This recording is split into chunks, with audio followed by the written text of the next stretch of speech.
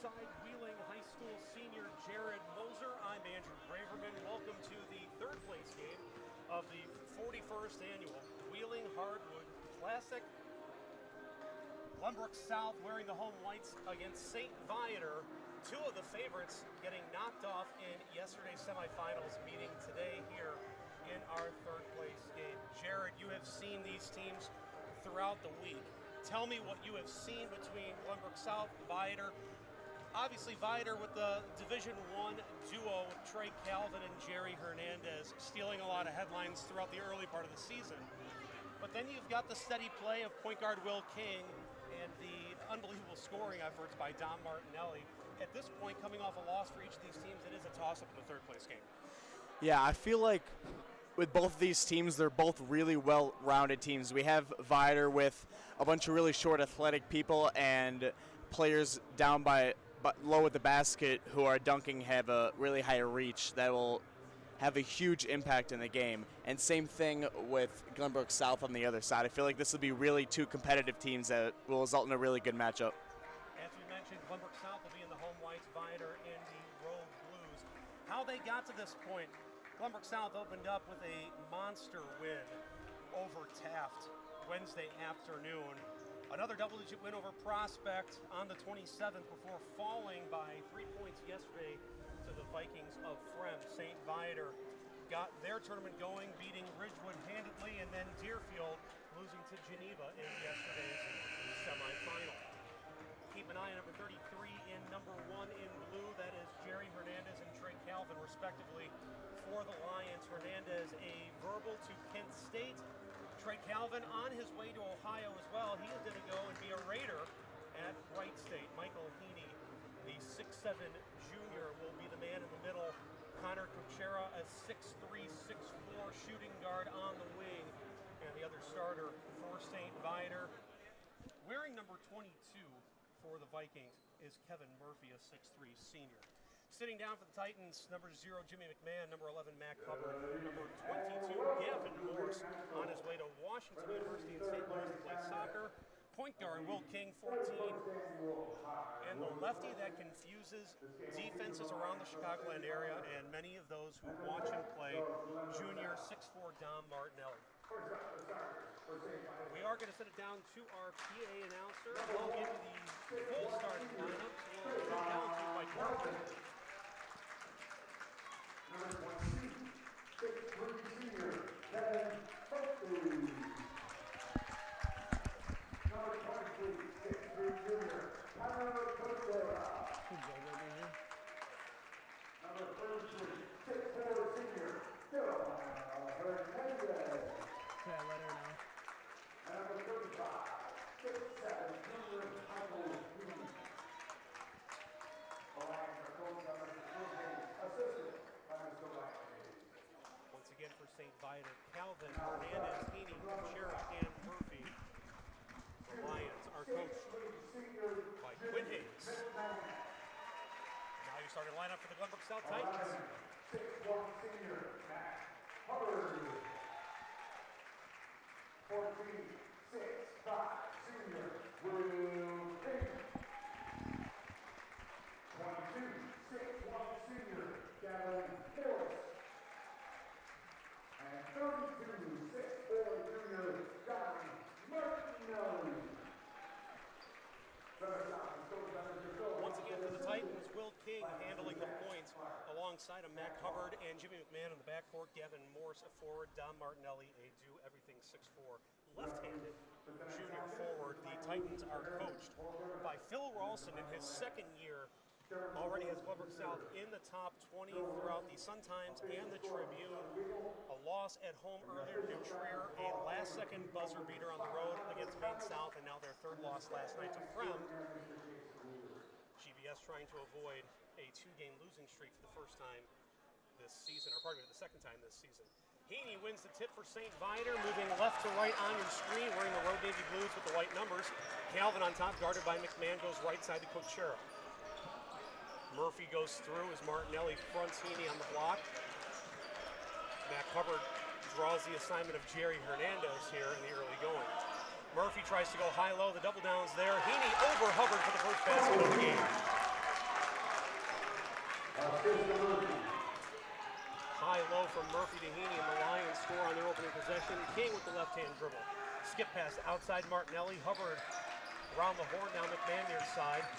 McMahon, a senior lefty, called for the offensive foul. They say he extended that left arm.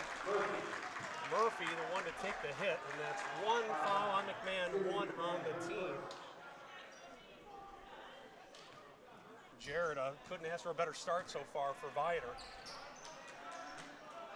Cochera shot fakes on the wing. Hernandez cuts through, now Murphy left alone. Morse on him. Calvin, stop and pop, top of the key, nothing there. Rebound Morse for the Titans. You got to watch Calvin from outside. He had 8 3-pointers in a quarterfinal win over Deerfield, despite going 0 for 5 from beyond the arc yesterday in a semifinal loss to Geneva. Morse not an offensive threat, not putting a shot up there. He'll send it out to King, now Hubbard.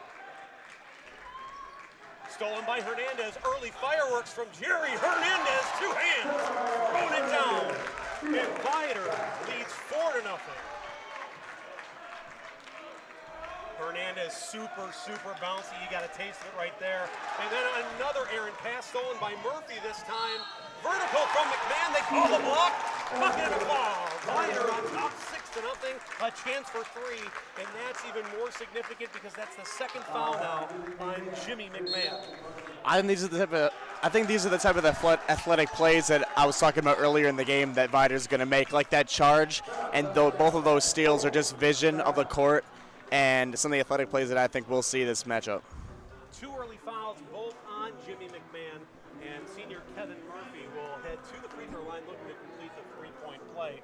Viator, really hot start to the season. Their only loss coming at the hands of the Evanston Wildcats, a CSL South foe of Glenbrook South. Oddly enough, the biggest win on the year so far for GBS, and that's what made everyone open their eyes to what the Titans are doing over in Glenview.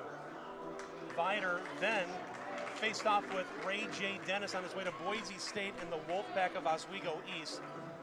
Tons of talent on that Oswego East team. Ray J. Dennis, Damari Grant, who transferred in from Bolingbrook, junior Sam Schultz, and then you've got 6'6", undervalued, overlooked small forward Cam Battle, who picked up a UIC offer in his sophomore year, and Viator went down and beat Oswego East and has been rolling ever since, running into Geneva yesterday.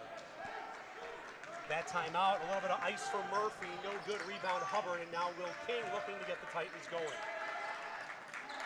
King to Morse just inside half court. Again, the Titans of Glenbrook South in the home whites. Blue numbers with gold trim moving right to left on your screen. Junior Danny Pauletto checks in for the first time, replacing McMahon. Here's Martinelli to Pauletto in the corner for 3. That one's short, does not catch iron. Hernandez picks up the air ball. Near side Calvin underneath to Heaney. Heaney to Cochera in the lane. It's all Lions early, 8-0 Viator over GBS. King gets the call from Ralston.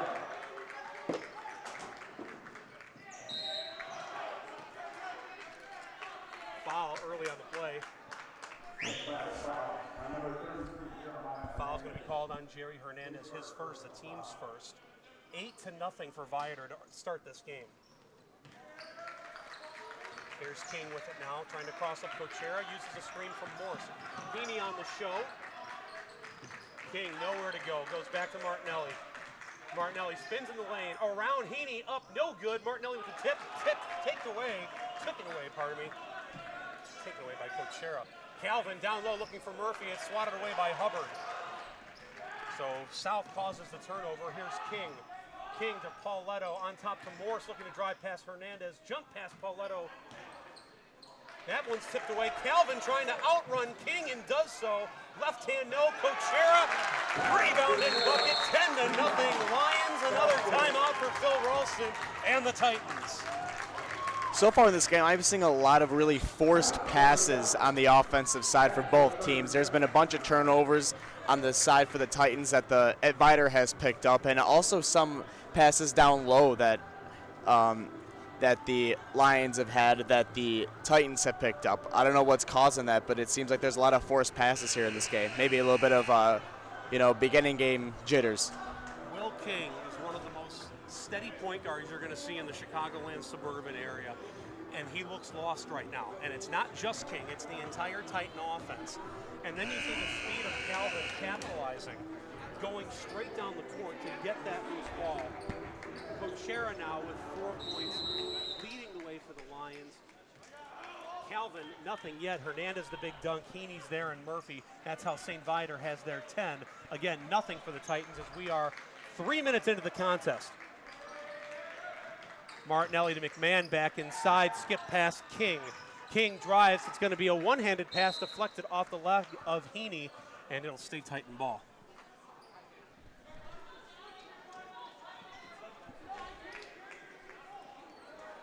His audio is like next to nothing. Your audio is like almost nothing. Your audio is like nothing.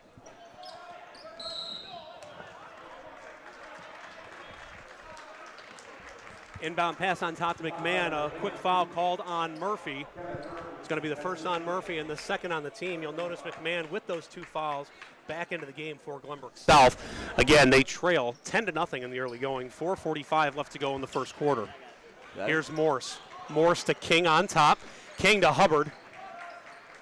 Hubbard guarded by Calvin right side. Over to Martinelli. Martinelli has it stripped away from Hernandez.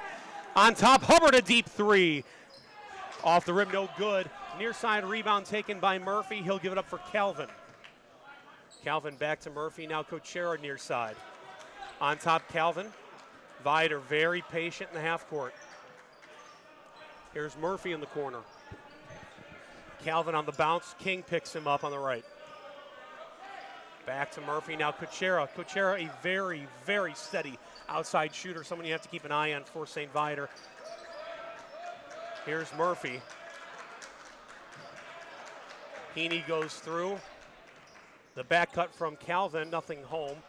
And now Hernandez on top. Murphy into Heaney. On top, Cochera, 1 dribble to the L, back to Calvin. Switches back, McMahon is there. Now Hubbard on Hernandez. Cochera for 3. That one rattles home. Cochera, a game high, 7 points. St. Viator leads 13-0. Here's Gavin Morse, not a threat to shoot. Out to Jimmy McMahon. McMahon hits both sides of the rim. Cochera, another rebound for St. Viator. Everything going the Lions' way here at Wheeling. Here's Hernandez, now Murphy.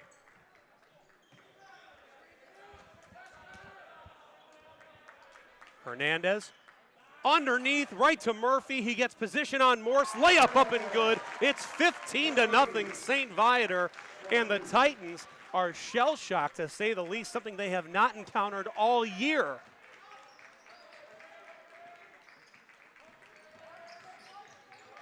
Here's King trying to get some room. Now draws a double. Wrap around pass. They say King stepped on the end line. It's a Glenbrook South turnover. Ball back to the Lions, and now we'll see our first substitutions of the game for St. Viator. I'm telling you, what I'm seeing is that Viator's really taking advantage of that there's no shot clock in this high school game. They're really taking their time on the offensive side and waiting until they have a chance to have a really good shot off. Whereas on the Titan side, I think they're rushing it a little bit, and since it's the first quarter, I'm not really sure what they're doing yet. They're taking a little premature shots. Checking into the game for the first time is number 10, Jack Mahoney. Mahoney, a baseball verbal to South Carolina, just a junior. Quarterback of the football team, shortstop and pitcher. South Carolina, SEC baseball, that is a heck of an accomplishment. 3-sport athlete, may have gotten away with steps, but who cares if you're a Viator fan. That's another 2-point bucket, 17-0, assist to Jeremiah Hernandez. Here's Hubbard, guarded by Calvin. Cochera there, cuts off the baseline, skip on top, McMahon.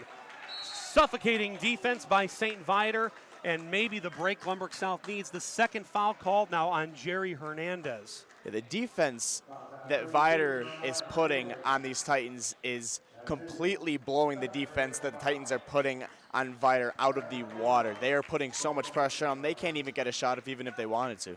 Michael Campagna also into the game wearing number 5 for St. Viator. Patrick Hammerland, number 4, has checked in for the first time. Pardon me.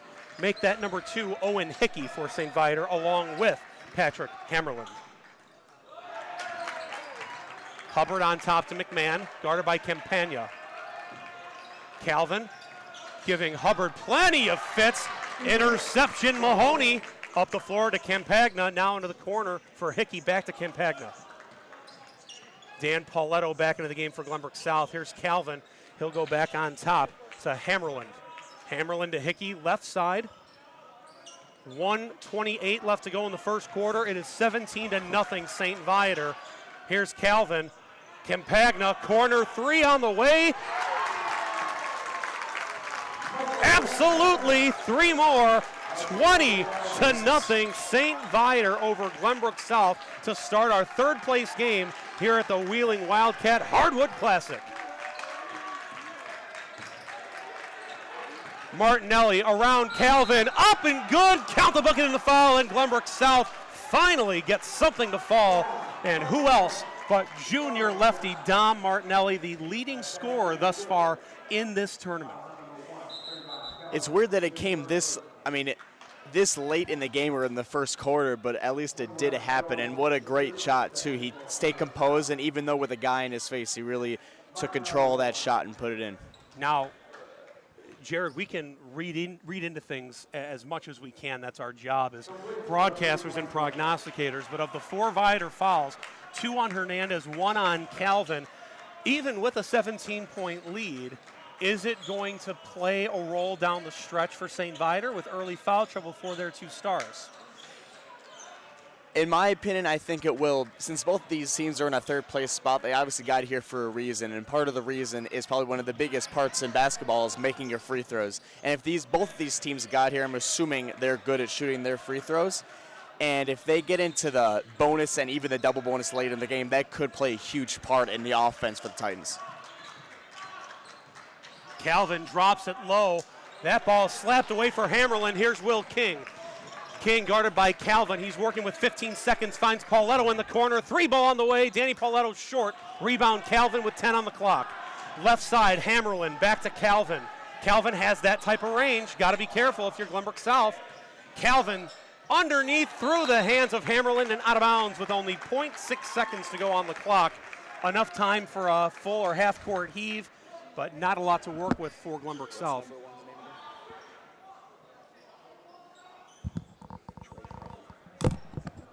I really like the selfless play Calvin made there. He could have taken a deep 3 with 3 seconds left, but he really took his time and tried to produce a play or other points for other plays. Even though it didn't work out, I really like that selfless play he made. And that could be the difference between a starter and somebody coming off the bench. They're not used to seeing such rifled passes like that through traffic. You know what? With now a 20-3 lead, you can spare a turnover here and there. Glenbrook South only 1 made field goal in the first quarter and 1 from Dom Martinelli. He sank the free throw. We're going to take a quick break heading into the second quarter. St. Viator on top of Glenbrook South 20-3 in our third place game of the 41st annual Wheeling Hardwood Classic. How's that? Oh, yeah. No one told me that. Yes. Yeah, so you gotta. Oh, yeah, that's why I'm leaning in. Yeah.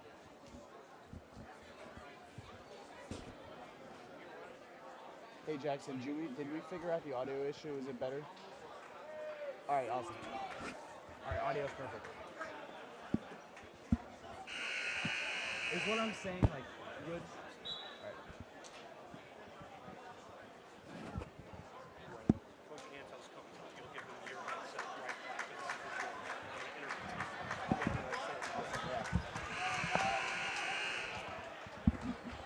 I like doing the breakdown plays because I played basketball.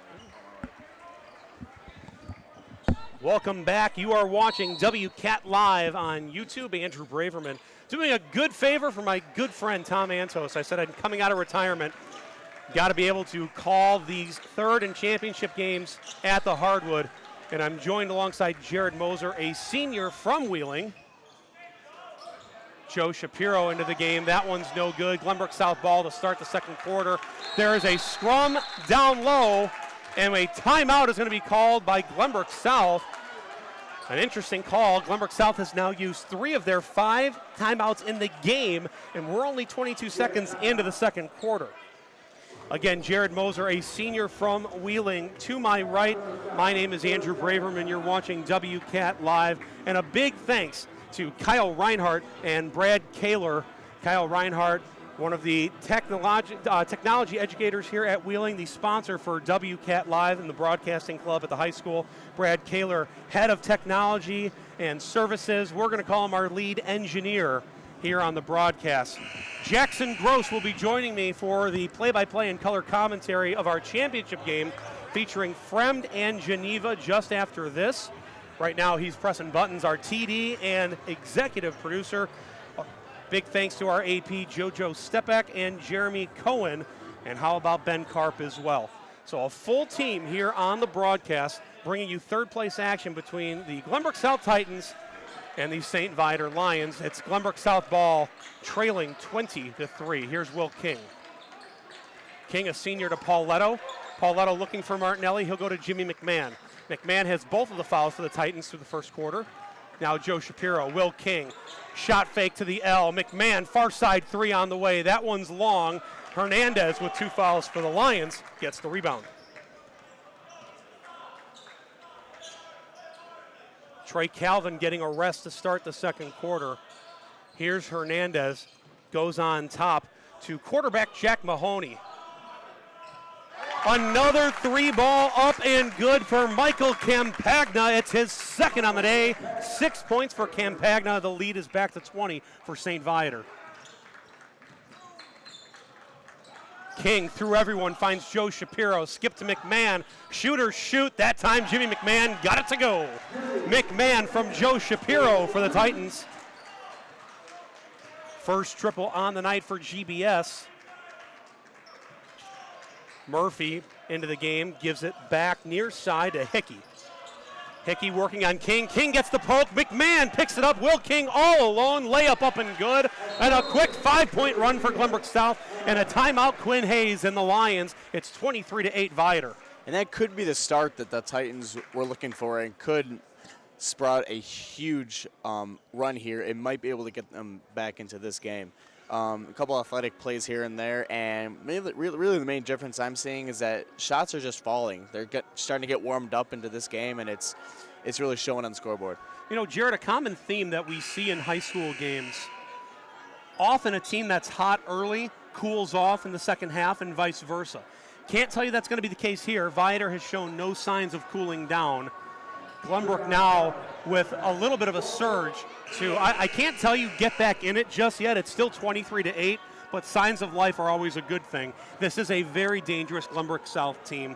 They have plenty of firepower. Matter of fact, you want to talk about firepower, stepping back onto the court is senior Mac Hubbard, an excellent outside shooter, and perhaps the best shooter, not only on the team but in the conference, Tyler Nelson, a senior wearing number 5. Nelson's an interesting story, missing his sophomore and junior campaigns, back-to-back torn ACLs, finally healthy to play as a senior for Phil Ralston and the Titans. Here's Kuchera. He knocked down a 3 earlier. Hickey now looking at Hernandez. Hernandez around Hubbard. Over Martinelli. Bucket in the foul. Jerry Hernandez for 2. 1 on the way. Foul's going to be called on Mac Hubbard. His first, the team's third. And another thing I notice, and obviously the Titans don't really have this, they can't really see this yet since they don't have many points on the scoreboard. If you look on the scoreboard, the points are really spread out throughout the team. You got 2 points here, 2 points there, 7 points here. It's not just one person really commanding the floor, and that's why this team is finding so much success, because it's such a team effort that they're using. Rebound pulled down by the Titans. Free throw was no good. Here's King. King working on Kuchera, goes to Nelson, far side, guarded by Heaney. Nelson shot on the way. First shot long, big rebound from Kuchera. He pushes out in front, around King, down low. That ball's going to be kicked. It will stay with St. Viator. Jared, you're absolutely right. You've got 7 points for Kuchera, 6 for Campagna, 4 for Hernandez, 2 for Calvin. Buckets spread throughout, a very solid team effort that has St. Viator on top by 17 early. We will give you a treat towards halftime. I'll be joined by my good friend social studies teacher here at Wheeling, and varsity assistant coach Tom Antost will be joining me as we head into halftime. So stick around to hear from Coach Tom Antost. High-low, Calvin to Heaney. Heaney gets a little too excited. Walking is the call. Picked up that pivot foot and spun reverse underneath. Can't do that in this game. Ball back to GBS. Yeah, I don't. Was he in the game earlier? It was one of the first times he got the ball this game, and I think that was still one of the early jitters that these high schoolers have. Even though he's a senior, those usually never get old. So even though it was one of the first times he got the ball in this game, that probably was part of it. You're right. We saw that high-low to Heaney to start the game. Haven't seen a lot of touches inside yet. They haven't needed it. There's been a lot of transition buckets. Got the pull-up from 3. Heaney, a big junior at 6'7", has added strength throughout his high school career. Nelson to Martinelli, guarded by Murphy now. Martinelli gets inside, dumped down to Shapiro. A little flip shot, no good. Martinelli the tip, 2-tip, 3-tip, off the back of Hernandez. It's going to stay with Glenbrook South. You don't see Don Martinelli miss many of those. You do not, but it really happens to everybody. I think in this game especially, you don't really see the Titans catching a lot of breaks. Hubbard to Shapiro, handoff to King. King working on Cochera, draws the double from Murphy. He'll retreat. King behind the back dribble. King the pull-up just inside the L. That's an air ball. Rebound. Put back Martinelli. And what do you know? It's another bucket in the foul from Dom Martinelli, your leading scorer throughout the Hardwood Classic 2018 edition. And that just so happens to be almost the identical way he scored the first time. He got fouled and put it up. Let's see if he could put this free throw and make it a 3-point play again. Titans finally break into double figures. Martinelli's free throw is no good. Rebound Heaney. 15 points is the lead for St. Viator with the basketball. Halfway through, or near halfway through the first half, or second quarter rather. There's the inside give. Haney blocked away. They're going to call a foul on the shot. Looks like it could be on King before the double down came from Mac Hubbard, and that's exactly who they get. It's Will King, his first, the team's 4th. Michael Heaney to the line, shooting 2.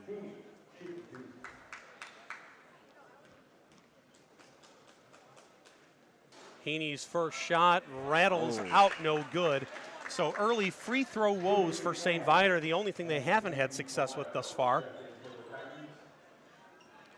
Danny Pauletto and Jimmy McMahon back onto the floor, replacing Nelson and Shapiro for the Titans. Campagna set to check in for the Lions as Heaney gets one to fall.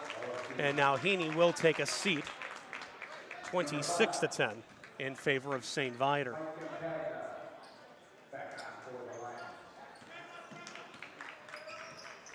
Here's King again. Enters right side, McMahon back to Pauletto. Glenbrook South having a very difficult time entering their half-court offense. You see how far Viator is pushing them out.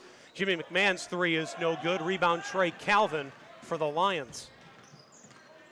Calvin with a right-hand dribble to Hernandez. Hernandez on top, Cochera, left side Campagna. He's hit 2 threes from that spot already tonight. Skip pass. Here's the baseball commit to South Carolina, Murphy. I'm sorry, my apologies. We'll say Mahoney, not Murphy. Murphy is getting a rest currently. Layup no good from Calvin. Quinn Hayes wanted a foul call. McMahon to King. King, stop and pop over Cochera. Back iron, no good. Martinelli tips it out. Rebound Hubbard. And there's a foul called on Trey Calvin. Quinn Hayes near side. Better be careful. He's getting a little mouthy to our official down below. It was a pretty aggressive play there. He did pop the ball out successfully, but it was a little bit too aggressive and a little bit premature as well. It wasn't really needed steal since they might get the ball back this possession. And look at that, they are already in the bonus.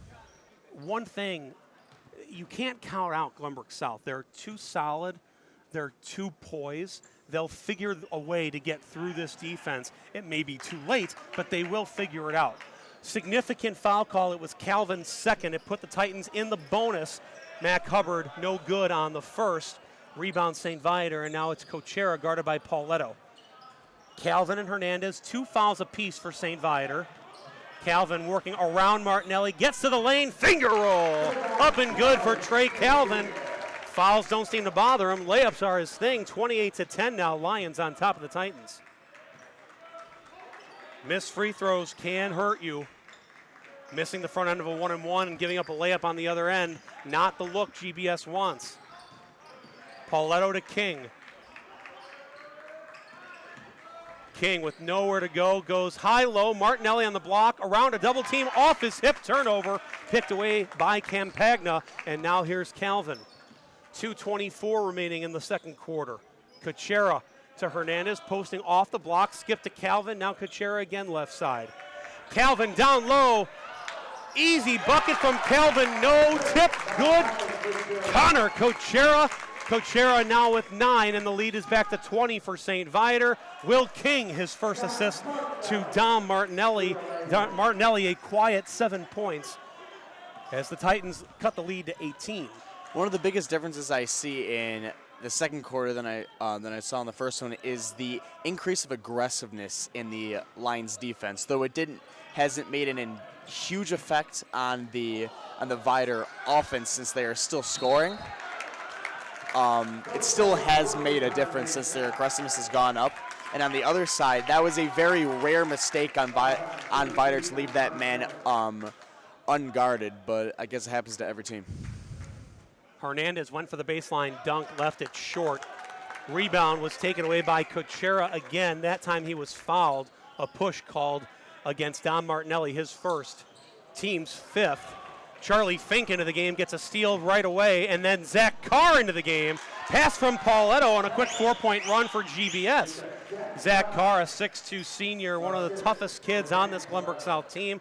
Charlie Fink, a 6'2 junior. Solid defender, that time pushing Kuchera all the way out near midcourt. Haney off the block, guarded by Martinelli. He'll send out to Hernandez. Left side, Campagna. Down to Haney on the block. Skip past Trey Calvin, around top Hernandez. Kuchera for 3, no good. Rebound loose. Foul's going to be called against Campagna. Significant because that's going to put GBS back onto the line for a bonus opportunity. That's why the bonus, I think, is one of the biggest parts of basketball, because it really forces teams to be smarter with their defense and offense in general. And in this case, it could come into play really big later in this game, since if they keep at this pace, they're going to get into the double bonus, which is really can get some scoring opportunities for the Lions. Zach Carr to the line. Titans trail 30-14. The front end of a 1-and-1 for the senior Carr is up and good. 20-point lead, the biggest of the day for St. Viator, now cut to 15. McMahon checks back into the game.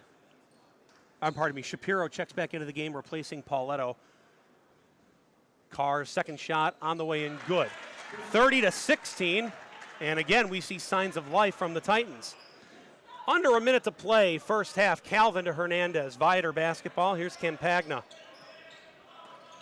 Ball tipped by Shapiro. Calvin has it. He'll go to Mahoney, far side. Mahoney to Kuchera. Near side, Hernandez. Mahoney's layup is going to fall in. Give the assist to Jerry Hernandez. 35 seconds to go now in the half. McMahon to Fink. Fink drives baseline. Inside Martinelli. Shot is up and good. Dom Martinelli from Charlie Fink. Martinelli has 9. The lead is 16. Make the lead 14. And Viator, you expect now to hold for the final shot. 32-18 advantage. Glenbrook South does have a foul to give. That one's taken away. Charlie Fink going inside. Hernandez with the block. No goaltend is the call. Ralston wants a goaltend. Zach Walker, the assistant coach from South, wants a goaltend. The entire South fan section wants a goaltend. Great play by Charlie Fink to get the steal and took it right at the basket. 10.1 on the clock as Calvin and Hernandez come to the bench. A smart move by Hayes. Remember, both Calvin and Hernandez have the 2 fouls apiece. Fink inbounds to Martinelli. Martinelli to Carr. Carr to Shapiro.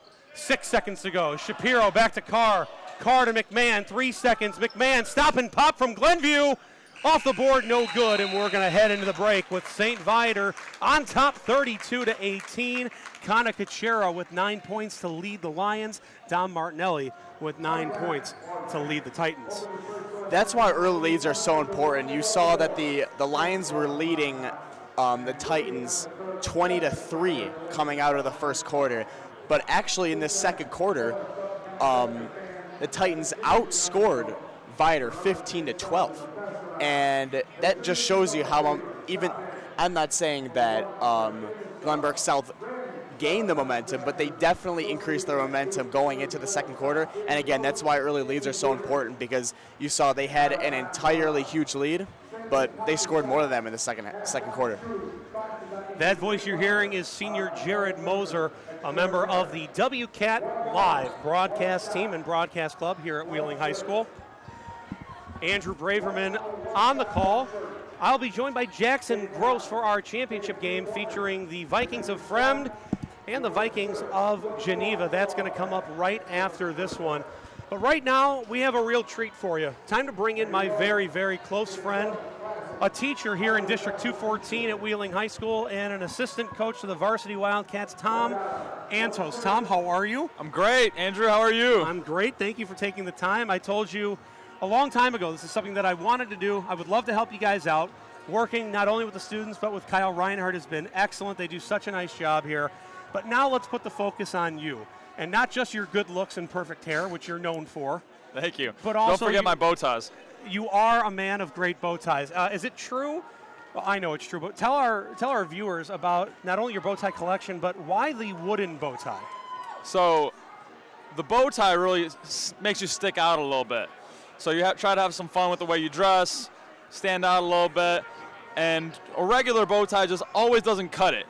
Sometimes you want a little bit more pizzazz, and you get the wooden ones out. So I got a couple of those. I've also got a couple feather bow ties, which is also another step up from the wooden bow tie. So we like to have a lot of fun. We like to say look good, feel good, coach good, or look good, feel good, teach good, whatever context we're in, coach. We always told our kids, Tom, an assistant coach of mine on the AAU circuit, look good, feel good, play good.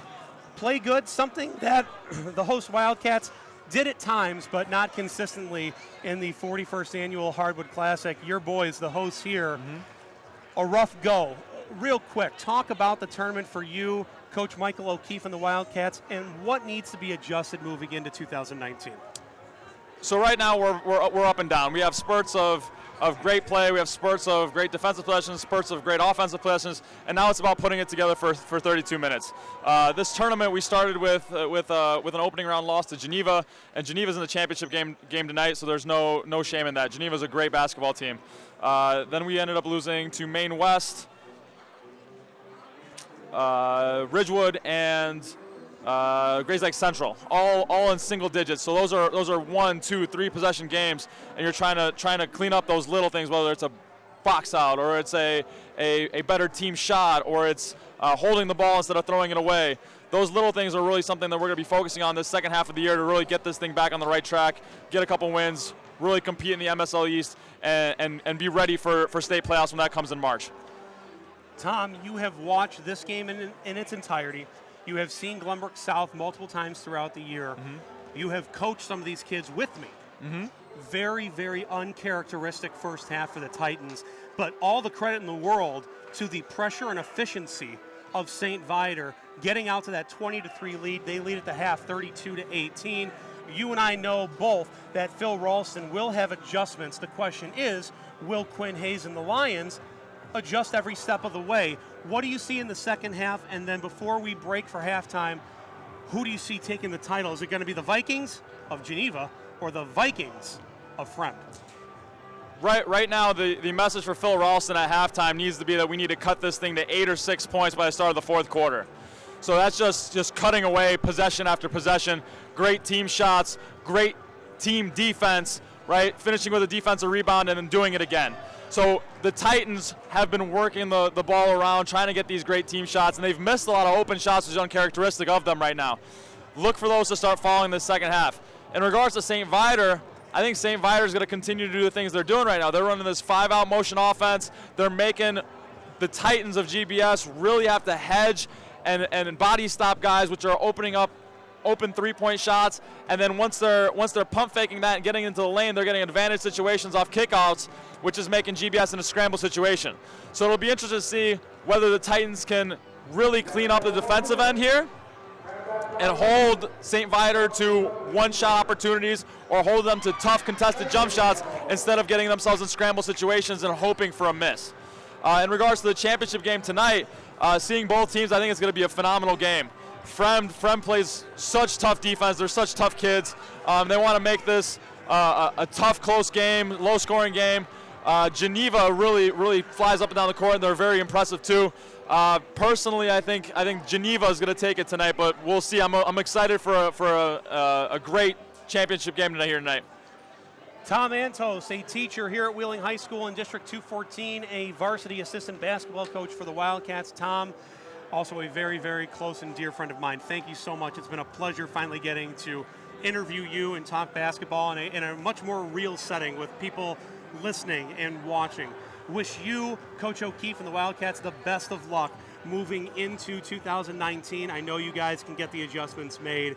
And all the best to my guy, Michael Best, someone that we've coached together. Yeah. Thank you, Braves, for coming on here, showing our students here how a professional comes on and calls a game. They're learning tons from you, and I think they're gonna gain a lot from this experience. So thank you, my friend. Coach Tom Antos. We will be joined by Wheeling Athletic Director Don Raleigh Jr. at halftime of the championship game. In the meantime, we are going to kick it to a quick break. Andrew Braverman joining Jared Moser on the call on WCAT Live. Follow along on Twitter at WCAT Live. You can follow me at Andrew Braverman. St. Viator leading Glenbrook South 32-18 at halftime. Stick around. 2 more quarters of action coming at you live at the 41st annual Wheeling Hardwood Classic.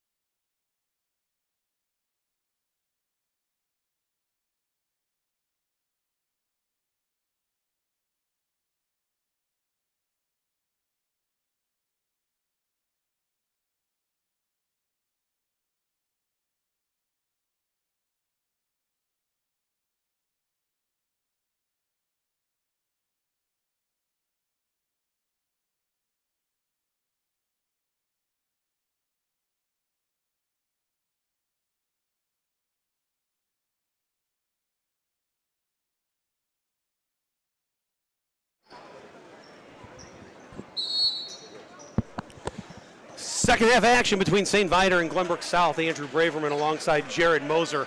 It's St. Viator basketball moving right to left now on your screen. They lead 32-18. Ball's tipped away. Gavin Morse being held by Kuchera. Takes it away. Gavin Morse for two.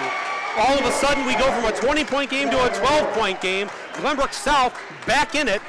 St. Viator basketball. The first 2 points for Gavin Morse, a senior and a soccer commit to Wash U St. Louis. And what do you know, a turnover on the second Viator possession.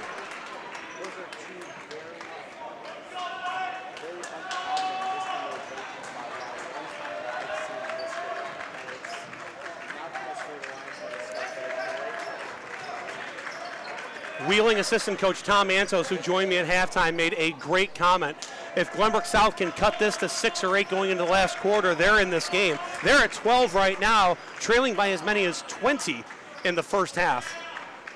McMahon with the miss. Lions ball now. Here's Jerry Hernandez working on Hubbard. He kicks it out to Kuchera, always a three-point threat. Here's Murphy.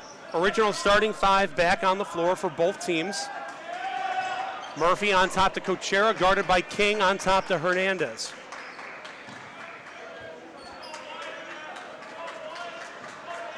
Murphy to Kuchera. Heaney posting up with Martinelli fronting on the left block. Kuchera back to Murphy. High-low, Heaney, Will King slow on the rotation, and Heaney gets two more. King the other way to McMahon, far side. Now Gavin Morse.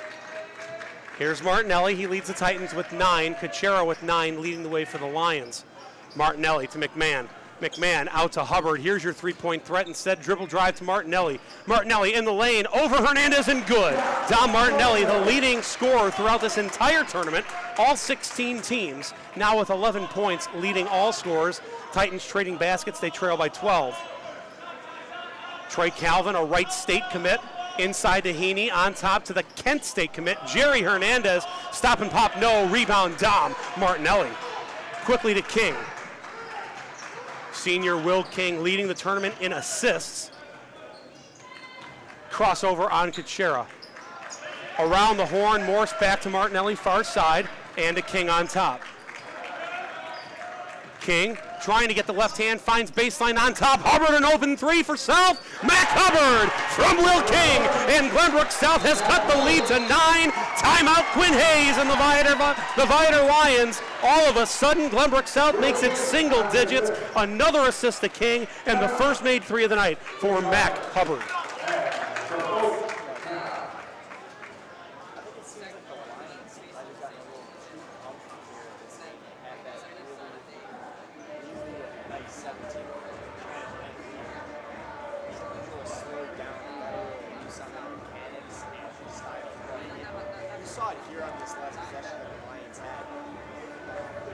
Back to their basics with running that clock out and really took advantage of not having a shot clock in high school. And I feel like what they did there is they transitioned put it down and really to a 17 on basket, and that's what they did there. That's what they had success. But I think they realized that they were too late. South started the second half with a turnover and a layup from Gavin Morse. Came down, traded baskets, and finally Will King with a left-hand baseline drive and a nice one-handed dish finds Hubbard open on the wing. Mac Hubbard 1 for 2 from downtown, and he cuts the Lion lead to 9 points. It's Hubbard, Martinelli, Morse, King, and McMahon for the Titans. Murphy, Calvin, Heaney, Kuchera, and Jerry Hernandez on the floor for the Lions. And here's Trey Calvin. Calvin to Hernandez. Inside, Kuchera, left hand, a beautiful set. Timeout worked to perfection for Quinn Hayes and St. Viator. Pushes the lead back to 11. Martinelli around Heaney. McMahon for three. No. McMahon throws Murphy around him. No call. Let the kids play. Rebound to Heaney, and now here's Trey Calvin. Murphy baseline jumper up and good. So just as soon as Glenbrook South goes on a run, 4 quick points to answer for St. Viator. King to Martinelli on top. Titans, who were just down by 9, now trail by 13. Morse, not a threat to shoot from the outside with a shot fake. It works around to Hubbard for three, no good. Rebound, Connor Kuchera. Here's Trey Calvin now. Calvin inside Heaney. Heaney throws it into the hands of Morse. Morse going to go one-on-one with Murphy. Layup by Gavin Morse, good, and the foul. Gavin Morse may be the best defender in this game from either team. Such an athletic person. Defensive mindset. That's why he was going to play soccer at the next level. An all-state mention for soccer. He and teammate Jimmy McMahon, number 0, who you see in the paint right now, both varsity soccer players since their freshman year at Glenbrook South, both varsity basketball players since their sophomore year. So a lot of varsity experience for these two kids. Leaders on and off the court. Gavin Morse, perhaps one of the most impressive things for this young man. Part of the debate team, and if you know anything about the Glenbrooks, Glenbrook North and Glenbrook South, two of the finest debate high schools in the country and host the largest debate tournament in the country every year. Hernandez back the other way. Morse with contact, no call.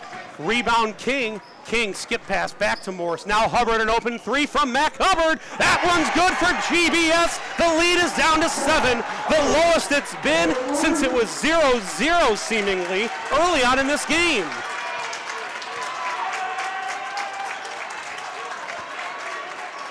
Viator ball, Coach Shera. Hernandez to Campagna, who has checked back into the game, along with Mahoney. That one's thrown away, interception, Martinelli, here comes King. King, down low to Morse. Morse working on Campagna, draws a quick double from Hernandez. Morse with nowhere to go, jump past Martinelli, flip shot, no good. Rebound, Troy Calvin.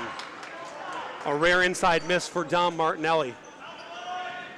Calvin around Danny Pauletto, who has checked back in. Coach Shera, beautiful drive, not going to fall. King tips it, Pauletto grabs it.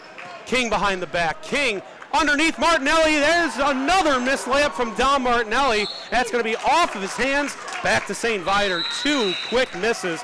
You see Ralston throws down the whiteboard rag in frustration. No one's going to be more frustrated, however, than Martinelli.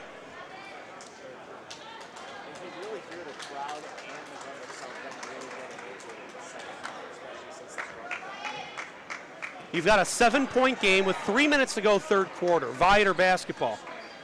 Mahoney to Hernandez. Now Kuchera on top just inside the circle.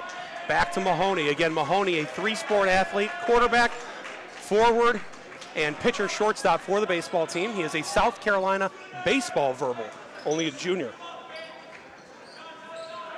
Trey Calvin, his first 3 attempt tonight is short. Campagna outworks McMahon for the rebound. Inside dish to Connor Kuchera, and Kuchera gets 2 more. He has 13 now to lead all scorers. Missed layups and offensive rebounds, a killer combination if you're Glenbrook South.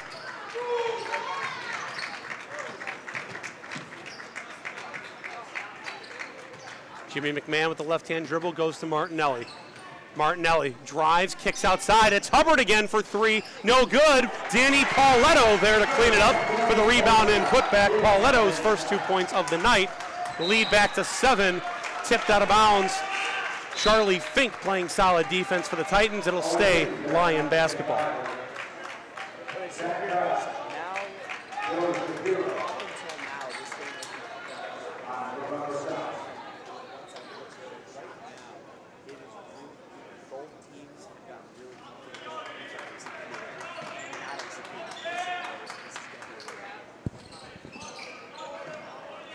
Hickey into the game for St. Viator, gives it to Calvin. Calvin to Campagna, left side. Campagna rims out, no good. Martinelli with the rebound. Martinelli, near side, Joe Shapiro. That one's tipped off the hands of, looked like Mahoney. They are going to say it's off Mahoney as Charlie Fink checks out of the game for GBS, replaced by Zach Carr.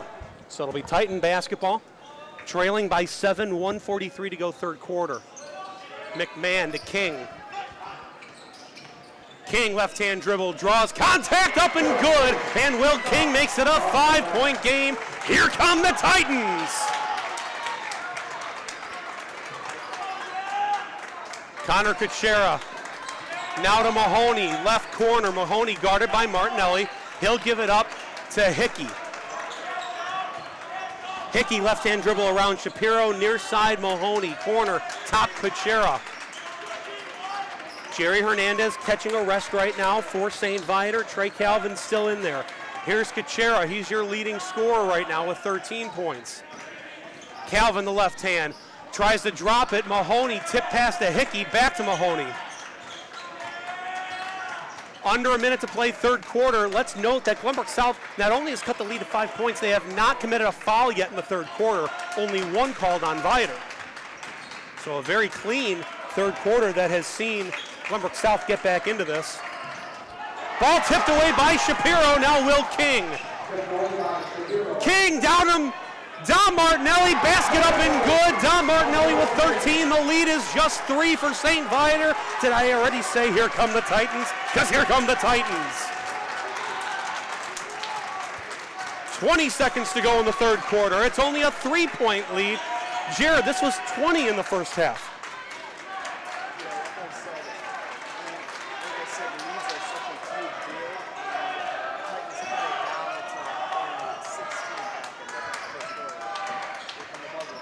Kuchera for 3 at the buzzer. That one rims no good. And all of a sudden, you've got momentum turning blue and gold on the side of Glenbrook South. It's only a 3-point game headed in to our fourth quarter. 40-37, Viator leading GBS in our third place game of the 41st annual Hardwood Classic here at Wheeling High School. Andrew Braverman alongside Jared Moser. A quick break, back for the conclusion in a matter of minutes here on WCAT Live.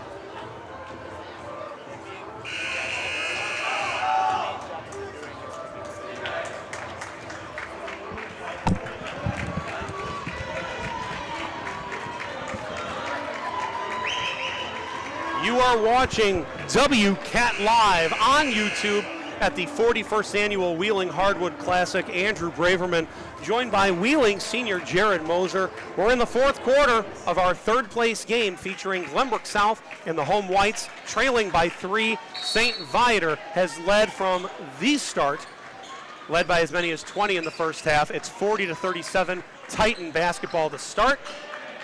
Thank you to everybody following along and listening, whether you are in the Chicagoland area. We do have listeners all the way in New York and as far west as San Diego. Foul on Jerry Hernandez, his third, just the team's second. Titan basketball to inbound. McMahon will do the honors. He's joined by Morse, King, Martinelli, and Hubbard left to right or top to bottom on your screen. Here's King. They guard the slip on the inbound. King crosses up Hickey. Now he'll retreat top of the key. It's a one-possession ball game. Here's Gavin Morse to Martinelli. He has 13 points, a game high, which is the same as Kuchera. Hubbard, 2 threes in the third quarter. He'll go give near side, to McMahon, who'll send it back to Will King. Here's Hubbard. Hubbard, nowhere to go, gives it back to King. Patient offense right now for GBS. Here's Hubbard on the block, on top Martinelli. He likes to drive, but don't give him the open 3. He's shown he can hit it. Morse to McMahon. A whole minute run off the clock to start the possession. Here's McMahon to Hubbard, now Martinelli and Morse. GBS running that flex offense, trying to get the easiest shot possible. Here's McMahon, the lefty. That pass tipped away and stolen by Calvin. Up to Hernandez now. 1-on-3 for Jerry Hernandez. It's not going to stop him. Bucket's no good, but he'll draw the foul on Mac Hubbard. And there's the difference between a high school basketball player and a D1 bound high school player. Kent State is calling the name of Jerry Hernandez. He recognized that his athleticism, a little bit greater than Mac Hubbard's. He went right into him, elevated, and was able to draw the contact.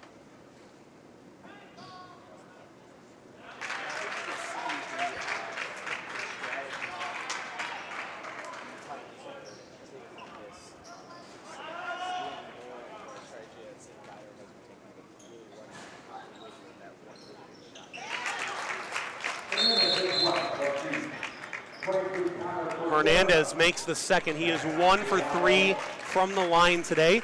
It pushes the Viator lead to 4 as Mahoney comes out of the game, earning a rest for St. Viator.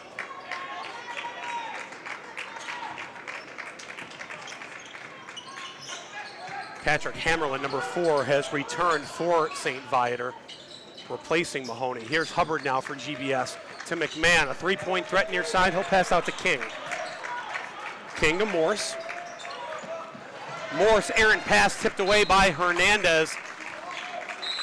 Early confusion, but it's going to stay with Glenbrook South. Joe Shapiro, the junior, into the game for Jimmy McMahon. Speaking of baseball players, let's not sell Joe Shapiro short. A left-handed pitcher, plays on the top-tier Americans. Nearly every top-tier American sees a scholarship offer throughout their career. Gavin Morse bucket in the foul, and Glenbrook South can cut the lead to 1. Sorry to interrupt the Joe Shapiro baseball talk. He's a phenomenal lefty pitcher, but instead it's his pass, his throw down low to Morse. That's what we're talking about now, and Gavin Morse with a chance to complete the 3-point play. It is 41-39 Viator. Morse's free throw up and good, and all of a sudden, Jared, it's a 1-point game.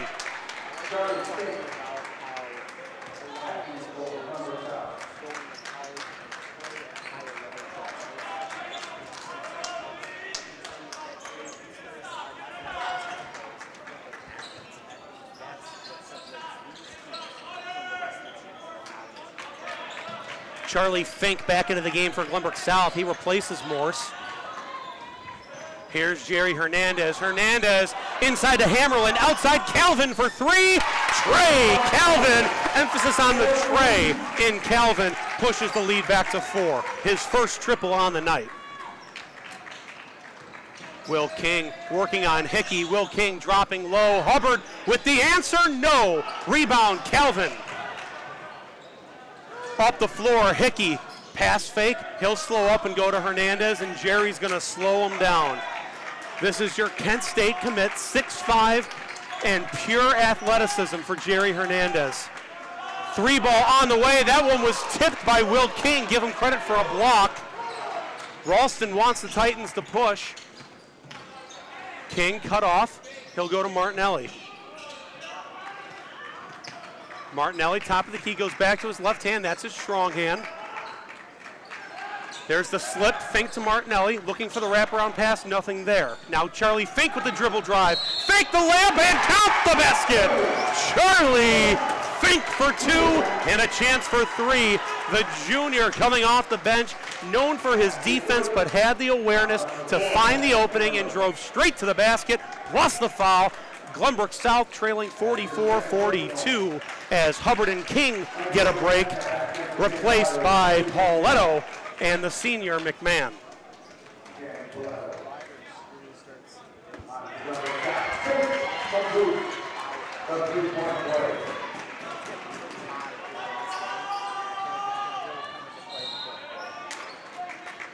Foul that time called on Martinelli. It's only his second, the first on Glenbrook South in the second half.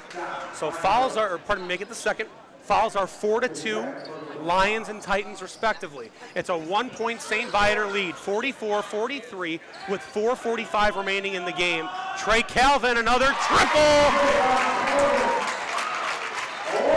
So Glenbrook South with 3 the hard way, followed by a Calvin 3. Glenbrook South 3 the hard way again, followed by yet another Calvin 3, and that's been the last 4 possessions in this game. 47-43 Viator. Nearly stolen away by Hickey. McMahon with the dribble. McMahon picking up a screen. He'll send it out to Pauletto for 3. No good. Rebound Shapiro. Ball is loose. Picked up Martinelli. It's still a scrum, and a foul is going to be called. Charlie Fink falling over. Both teams doing a nice job not to make this any more aggressive than it needs to be. And it looked like there was a foul called from the near side referee. Got to see what that call is going to be. Martinelli's clapping, indicating it very well could be against the Lions. But now it's going the other way. You see Calvin clapping. Subs are not yet granted access. They call a foul on Charlie Fink. Glenbrook South foul number 12, 17. That's his first personal. Was that a pull one from the hat a guess to you?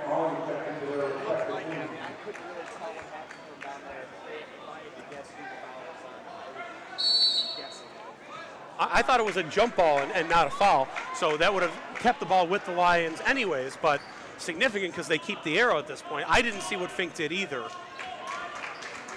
4 minutes left to go in our third place game. Viator basketball leading 47-43. Trey Calvin shot up no good. Connor Kuchera with the big rebound. Slides on his knee but kept the dribble, gets it back. Bucket and the foul. Here come the Lions with the answer. It's Connor Kuchera. A game high 15 points and a chance for 16 as the lead grows to 6.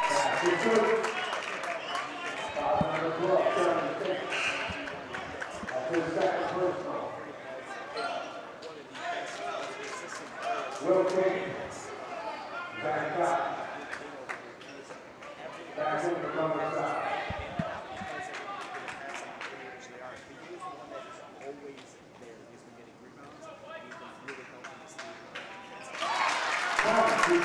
Connor Kuchera with 16. The lead has grown now 50-43, a 7-point line advantage with only 3:45 remaining in this game.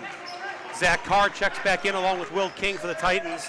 King down low to McMahon. Ball tipped away. Off the leg of McMahon. Trey Calvin making his defensive presence felt. Timeout, Phil Ralston and the Titans to talk things over. Again, it's 50-43, Viator on top. They have never trailed in this game.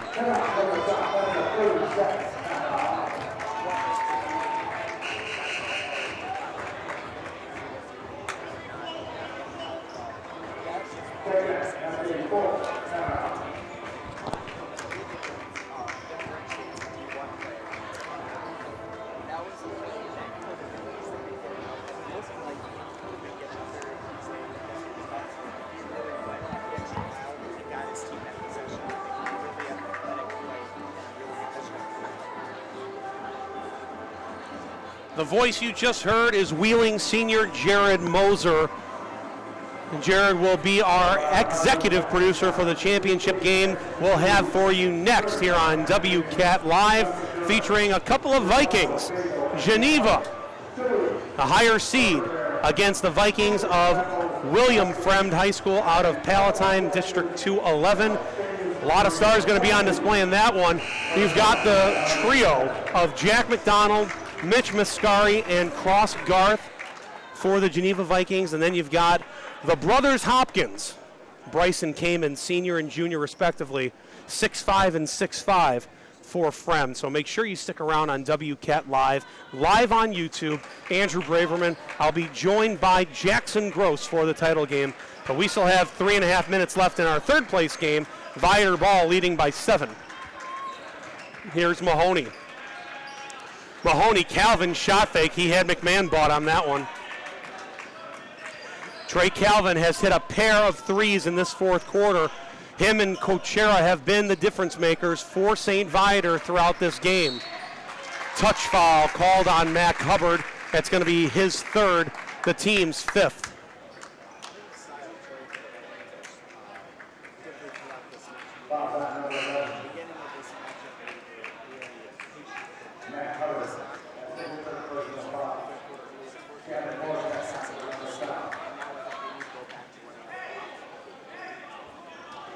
Entry into the backcourt. Hernandez has the dribble. He'll go right side to Mahoney. Mahoney on top to Calvin just inside the circle. Campagna now. Viator content to take their time. Trey Calvin to Hernandez. Kuchera, Hubbard on him. Just below us, it's Campagna nearing the corner. Drives baseline, picks up, nowhere to go. Looking for help, and instead he'll get a bailout from Quinn Hayes, who will call a timeout from the sideline with 2:33 left. It is a 30-second timeout. We are going to keep things here. 2:33 remaining in the contest. Glenbrook South had cut this game to 1 point, 44-43, but back-to-back three-point plays. The traditional 3 from Calvin and 3 the hard way for Kuchera moved this out to a 7-point difference. That's where we've seen the majority of the game, at least in the second half. If you remember, Jared, it was a 20-3 start for St. Viator.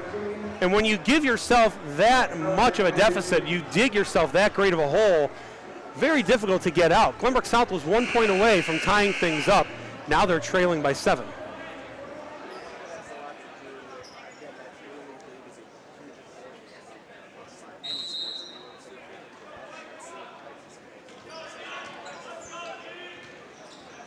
Hernandez around Martinelli. He'll go back to Calvin, Cochera, Campagna, Hernandez, Cochera. Left-hand shot, no good. He's pushed on the play by Fink. It's the second time we've seen Cochera fouled by Fink on that left block. And Connor Cochera is an extremely reliable shooter. He has not missed from the free throw line today. You're putting him on the line for 2 and a chance to push this lead to 9 points. It's 3 possessions as is, but 9 is certainly safer than 7. And I guess it's the old broadcaster's curse as that one rims front, back, and out.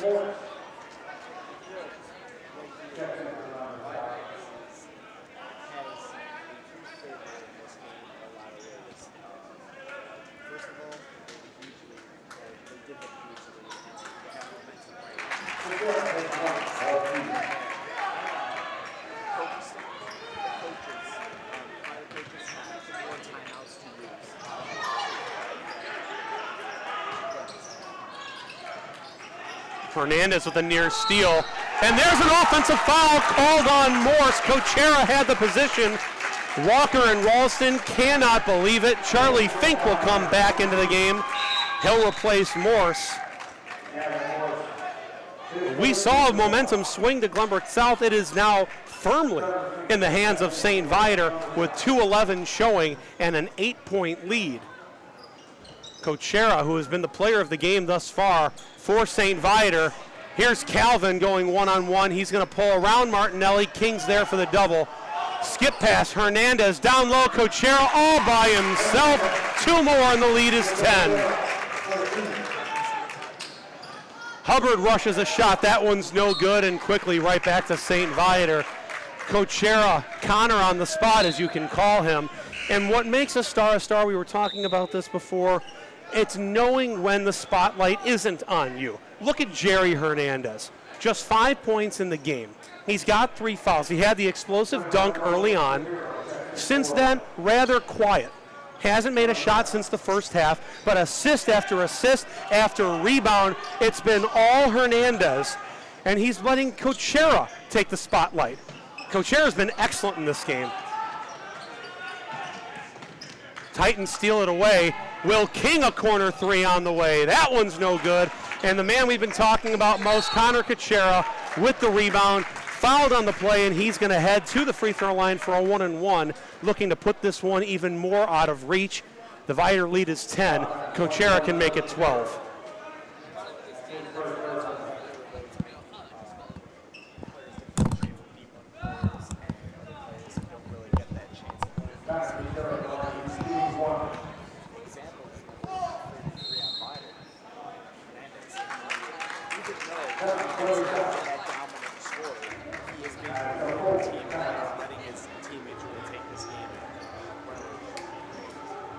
Phil Ralston uses his final timeout for Glenbrook South with 1:31 remaining. Connor Cochera leads all scorers with 19. He's going to head to the free throw line for 1 and the bonus. Glenbrook South gave Viator a scare.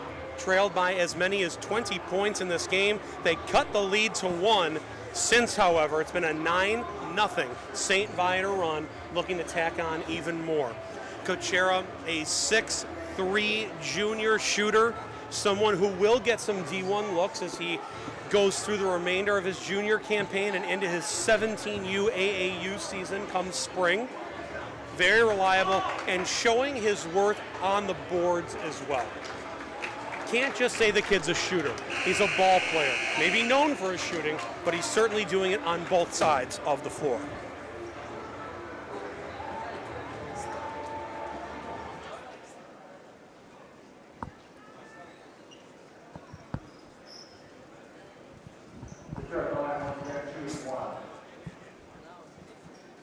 One on the bonus for Cochera.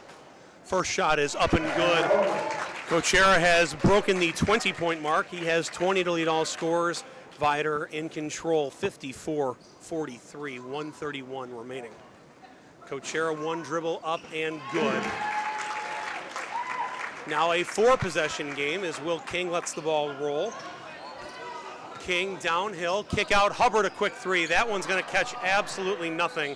Hernandez tried to save it. Joe Shapiro is the beneficiary, and a block down low. It's going to be called on Campagna, but it's only the 15th foul on Viator. I can't blame Hubbard for the rush shot. You're trailing by 12, and there's not a whole lot of time showing. King to Martinelli. Martinelli working on Mahoney. Stop up. That one's going to rim no good. Martinelli's missed a couple of those today. Hernandez the rebound. Now Trey Calvin. Calvin to Hernandez, and it's a 4-on-2. Here's Cochera, another left-hand layup. Connor Cochera, 23, 57-43 now Viator. You would never know it was just a one-point game. Martinelli for three, that one's good. Glenbrook South is out of timeouts. Phil Ralston, you can hear his whistle all the way to downtown Chicago, calling for full court pressure. And Martinelli gets the quick hold. Campagna will go to the line for the bonus. 57-46, Viator leading Glenbrook South.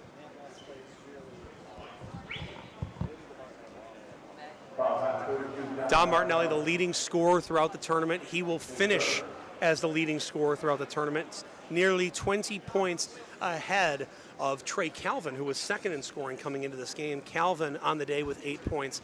Martinelli with a team-high 16. Campagna sinks the first. Campagna now with 7 points off the bench.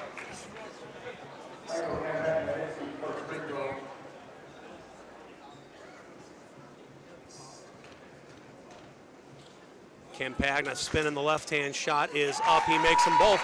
Campagna with 8, and the lead is 13. Here's Will King. King around one defender. They're going to call a quick hold. Hold on top, called on Cochera. It's the 16th foul. It stays with the Titans.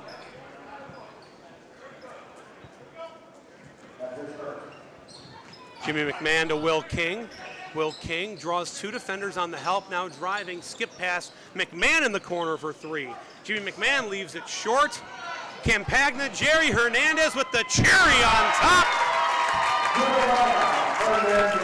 His second two-hand throwdown in the game. They've bookended this one, first quarter and fourth. As Viator now looks like they're going to hold and dribble this one out. Your third place finishers, the Lions of St. Viator, 61-46 over the Glenbrook South Titans. GBS finishes its tournament 2-2. St. Viator finishes its tournament at 3-1. Jerry Hernandez, 7 points. None more exciting than those two big two-hand stuffs. But it's Connor Cochera, our leading scorer, with 23 points for St. Viator. Dom Martinelli with 16 for Glenbrook South in the losing effort.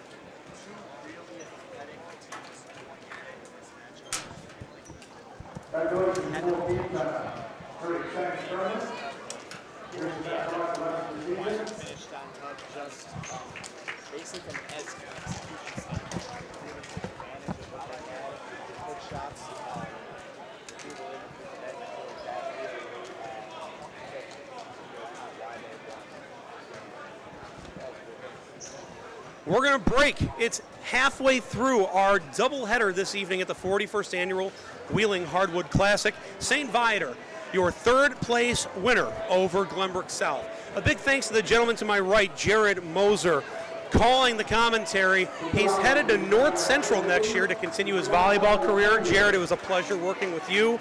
A big thanks to Jackson Gross, our executive producer on the keys, our AP JoJo Stipak, Jeremy Cohen, Ben Karp, and we also have to thank those who make WCAT Live possible. That's Kyle Reinhardt, Brad Kaler, thanks to Athletic Director Don Raleigh and everyone here at Wheeling High School. I'm Andrew Braverman. Stick around for our championship game of the Wheeling Hardwood Classic, Fremd against Geneva on WCAT Live. in 15 minutes. Thanks for joining us. Pot us down, and we're good to go.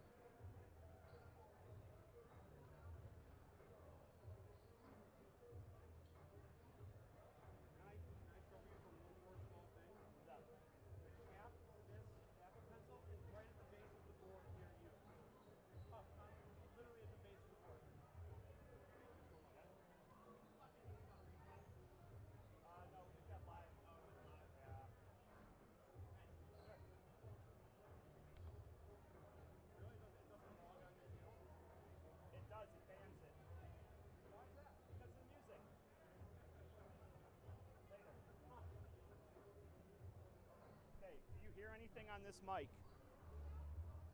No, talking to Reinhardt. Reinhardt, do you hear anything on this mic? Did you click the headphone button on the computer?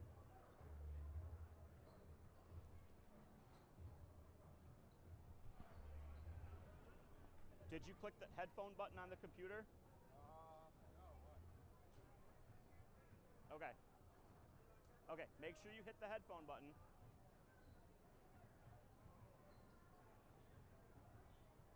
Okay, now, do you hear anything? Do you see any levels bouncing on the computer?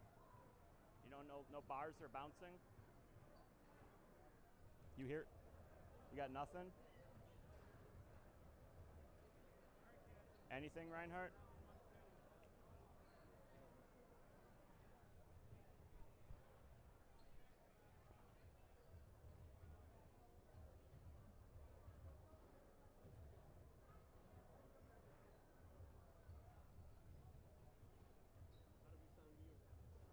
Pretty good to me.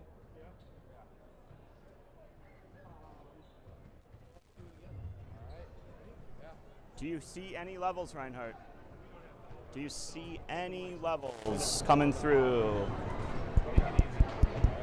Yeah, you hear this? Okay, cool. How clear is it?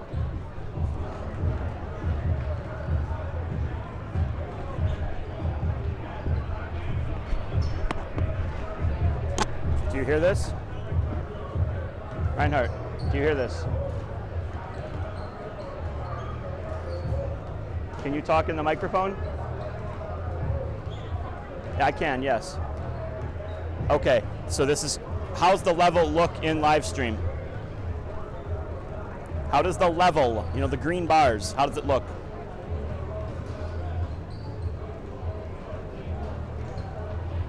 Okay, cool. I'm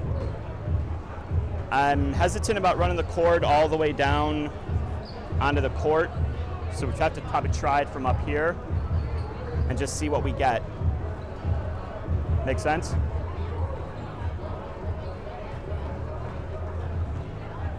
Mark!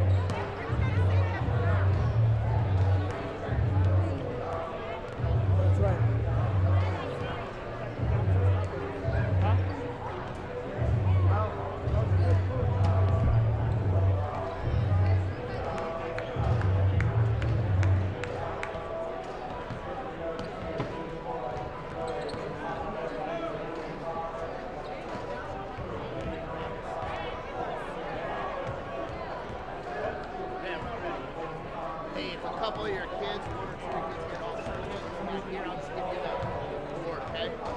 Thank you. Well, remember to get down less than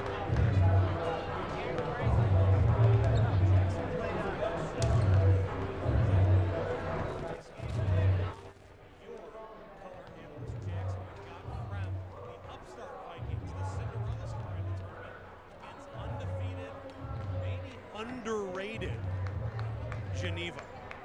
Yeah, they have really kind of gone under the radar, but they definitely showed their stuff in the first game. Completely dominated Wildcats with a 44-point win, and definitely Fremd a bit of a shocker here as they pulled out an impressive win to get another step closer with that double overtime win over Waukegan.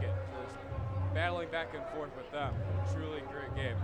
Again, Andrew Braverman alongside Jackson Gross on WCAT Live. In just a moment, we will send it down to Mike Burke, our PA announcer, as the Wheeling Choir will have the national anthem for you live here on YouTube. Thank you very much for joining us. To recap, if you were with us for the third place game, St. Viator over Glenbrook South. In a game you saw the Lions race out to a 20-3 first quarter lead. Glenbrook South came all the way back to cut it to just 1 point midway through the fourth quarter. After that, it was all St. Viator. Junior Connor Kuchera leading the way with 23 points for St. Viator. Dom Martinelli, the leading scorer for the tournament, with 16 for the Titans in a losing effort. Just got themselves into an early hole and were never able to dig themselves out of it.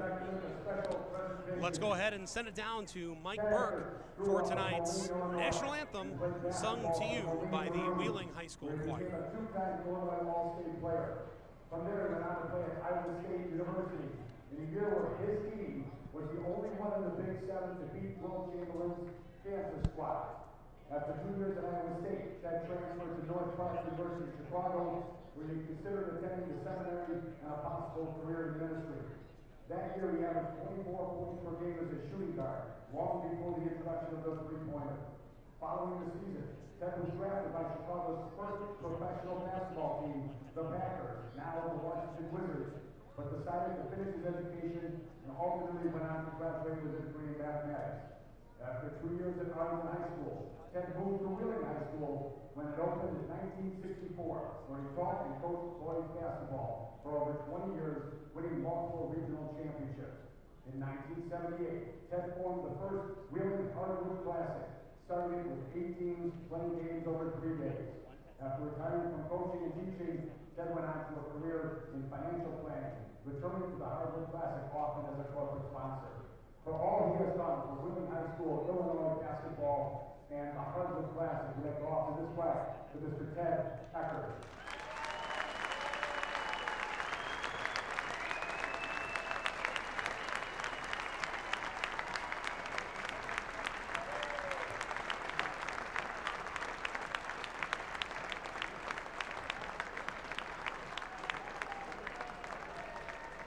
Now I'd like to introduce under the direction of Mr. Stephen Pavone.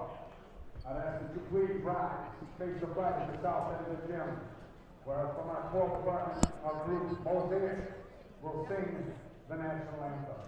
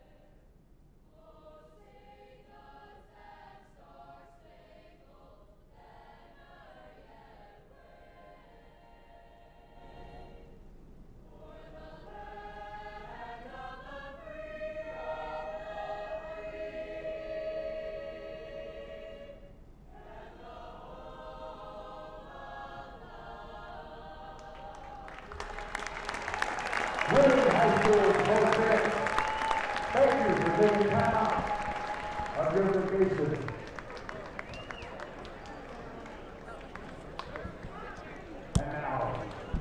We're going to keep it with Mike Burke for the starting lineups for tonight's game, starting with the visitors on the scoreboard, the Vikings of Geneva. Number 3, 5'11" senior, Jack McDonald. Number 10, 5'11" senior, number 15, 6'2" senior.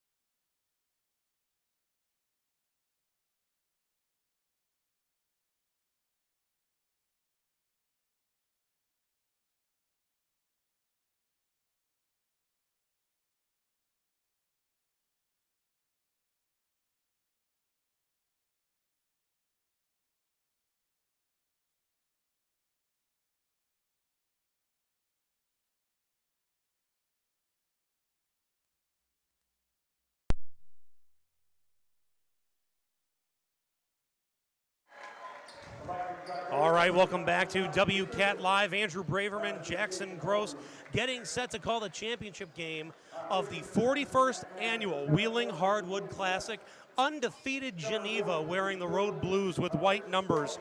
They will be moving, well, they should be moving, and they are left to right on your screen. The home team in those home whites with green numbers and gold trim, the Vikings of Fremd High School. For Geneva on the floor, number 3, Jack McDonald, number 10, Garrett Sneed, number 15, Riley Waldock, number 23, Cross Garth, and number 35, Mitch Mascari. Pardon me, number 22, Mitch Mascari. Won by Geneva. We are underway. Here's Mascari. Sharp shooting senior drawing D2 offers right now into the point guard McDonald. Jack McDonald, a very strong candidate for tournament MVP, starts the scoring, and Geneva leads 2-0. Yeah, nice spin move by McDonald to get into the paint and just spin off that defender.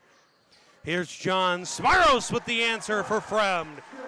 Smiros is joined by number 4, Dean Gannis, number 10, Jake Schofstel, number 33, Cayman Hopkins, and his older brother, number 24, Bryce Hopkins.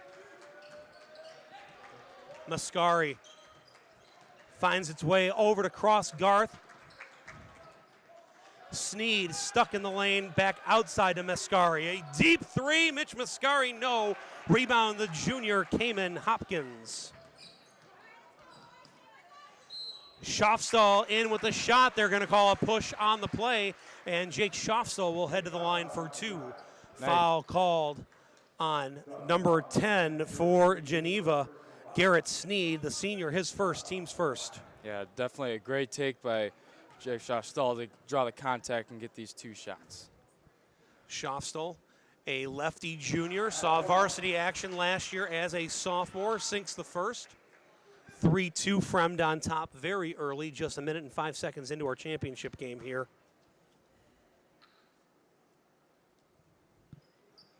And Schofstal gets them both, 4-2 Fremd. Here's Jack McDonald, senior point guard. Plenty of varsity experience for McDonald, up as a sophomore as well, same as Mascari. Cross Garth, a do-it-all 6'5" senior. McDonald loses the handle, gets it back, and back to Garth near side. Sneed on top, Mascari. Now McDonald just inside the circle. Back to Garth. Pass goes inside to Waldock. Waldock up and good over Smiros to tie things at 4. Yeah, use that size of his to get over the defender and just float it up over. Smiros back the other way, leaves it short. Waldock with the rebound. He'll hand off to McDonald. McDonald, left-hand dribble across the timeline. Picked up by Schofstal. Schofstal very, very aggressive. He is foul prone, however, someone to keep an eye on for Fremd. He is invaluable to the Vikings. Yeah, left-hand layup left short by Mascari and taken away by the Vikings. Here's Schaufstall near side, 3 ball on the way and good. As you said, that aggressive coming in key for Schaufstall. Already 5 points for him and for Fremd. 7-4 Fremd on top of Geneva. We got to be careful here, Jackson. We can't say the Vikings are on top. Each team are the Vikings, as Cross Garth gets 2 on the board for the Geneva Vikings to pull within 1. Here's Schaufstall to Dean Gannis, a senior. Gannis stop and pop in the lane, back iron. Rebound tipped around, still around, into the hands of Schaufstall. He dumps low. Cayman Hopkins has it blocked by Cross Garth, and back comes McDonald for Geneva. The left hand for McDonald is good, and we're trading baskets and leads early on. A real championship game and a great tempo to get things going. Yeah, absolutely. Playing 2 of the best teams playing in this tournament. Definitely a great sight to see. Cayman Hopkins cleans up Bryce's miss. Cayman can't connect. Ball is tipped out of bounds. It'll stay with Fremd. 4:54 remaining opening quarter, an 8-7 Geneva lead. And that transition from block to a score is going to be key for Geneva to get those quick points and stay ahead here. Here's Smiros on the block for Cayman Hopkins. Cayman up, no good, gets his own miss, rebound and put back for Cayman Hopkins. Yeah, that's what you got to do on every play. Even though you might miss the shots, you got to keep looking for the ball, and you'll get a second opportunity, just like Hopkins got there. 9-8 Fremd. Here's McDonald for Geneva. Skip near side, Mitch Mascari. Denies the screen from Waldock. Back to McDonald, left side now. Or pardon me, Sneed to now McDonald. Back to Garth on top. Cross Garth for 3, no. Long rebound taken by Mascari. Yeah, those long rebounds. Spins around Hopkins, hangs no good. Rebound to Smiros. And he's got a 3-on-2 for Fremd. Left side, Schaufstall. That's going to be called a charge on Jake Schaufstall. The Geneva fans love it. The Fremd fans are up in arms. Head coach Bob Wodlowski for Fremd thought there was movement. The referees are going to disagree on that one. First foul charge to Jake Schaufstall. His first, the team's first. As you mentioned, the aggressiveness, good take, but got to stay a little bit under control, and already the first foul halfway through this first quarter. Ben Jolly, a 6'1" senior wearing number 0 off the bench for Geneva. Here's McDonald. McDonald has it ripped away by Schaufstall, thrown to the ground. It's a jump ball. It will be Fremd basketball on the alternate possession. And now checking in for Geneva, number 12, Ben Johnson. He'll replace Riley Waldock. Yeah. Interesting that they have Jolly coming off the bench, considering in that first game they had him starting. Wonder what changed the past couple games. It's nice when a team technically has, or what they consider, 6 starters. Jolly being that 5th, 6th starter for the Geneva Vikings. Here's Bryce Hopkins. Reach is going to be called on the play, no basket. Fouls called on 0. There's Jolly making his presence felt. His first, the team's second. Fremd basketball on the baseline with a 9-8 lead. 3:38 to go in our first quarter of the title game. Schaufstall near side, Dean Gannis. Back on top, Schaufstall now to Cayman Hopkins. Hopkins to Smiros, another senior. Smiros, beautiful looking shot. That one short. Mitch Mascari with another rebound, and he'll hand off to Jack McDonald. Just a near miss from Smiros there. McDonald has it poked away, but it falls right back to him. Rebound and put back for the senior, and Geneva back on top 10-9. For Geneva to do well, they're going to need Jack McDonald to keep just playing like that, being aggressive and fighting for those boards. McDonald certainly is the spark plug for this Geneva team. A true point guard and leader for Geneva, one of the best players in the western suburbs, especially in that Tri-City area. Here's Bryce Hopkins, another success story. We'll get to Bryce in a moment. Rebound no good. Pass tipped away. Smiros to Cayman Hopkins. Cayman Hopkins throws it out of bounds. Schaufstall slipped on the play. Yeah. And here we see our first Fremd substitution of the night. Tim Carlisle, a senior, checks in replacing Gannis. Going back to, I'm sorry to interrupt you, going back to Bryce Hopkins, here's a kid who saw varsity action as a freshman, battled through a very bad lower leg injury last year, missed a significant portion of the season and the AAU season. It's great to see him healthy and back leading this Vikings team. Yeah, it's difficult to come back from a lower leg injury of any kind, especially in basketball where you're using your legs as your power to get up and get up your shots and in a low stance on defense. And it's great, as you said, to see him back out there. And Bryce Hopkins was a kid with extreme bounce. He was dunking the ball as an 8th grader. I've coached against Bryce a number of times. Wonderful kid, wonderful family. He has an older sister, Brianna, who was a star at Fremd, led the Vikings downstate in back-to-back years, both runner-up finishes. She is now on the roster at Northwestern. Truly a basketball family. As you said, runs through this family, and great to see them all in the family playing at Fremd. Offensive foul was just called on Cross Garth. Bryce Hopkins misses the 3. Mascari with the rebound. He'll hand off to McDonald. McDonald, floater in the lane, up and good, off balance, looking for a call. He won't get it, but he will give Geneva its biggest lead of the night, 12-9, with just under 2 to play opening quarter. One impressive, tough shot there by Jack McDonald, just being able to fight through the contact, looking for that foul, but just floating it up there beautifully. Tim Carlisle, number 14 for Fremd, was instrumental and so significant. Another charge called on Schofstel, his second, and what did we talk about? Foul prone, this time coming on the offensive side, but now Schofstel's going to have to sit down, and that's going to hurt Fremd. Schofstel with 5 early points, but 2 fouls. He and Cayman Hopkins will sit down, replaced by Dean Gannis, and for the first time today, we see number 42, Charlie Towns, a 6'2 junior for Fremd. Yeah, as that foul trouble we talked about, it's just really going to hurt Fremd in the long run. And with those types of plays, you have to see where the defense is at and it's hard, but try and shift your body out of the way. Simple box play there, easy entry coming off a rub screen. McDonald across Garth, basket in the foul. It's 14-9 Geneva, and Cross Garth is going to the line looking to complete the 3-point play. 30-second timeout called by Bob Wodlowski and the Fremd Vikings. We should note Geneva undefeated on the year. Extremely impressive for the team out of the Tri-City area, Geneva, Batavia, St. Charles. No losses, and now they've got things rolling with a 14-9 lead here in the title game at Wheeling. It's an extremely tough conference for Geneva, as you mentioned, with all those great teams at Batavia and St. Charles, so it's impressive that they have gone 0 losses on their ledger.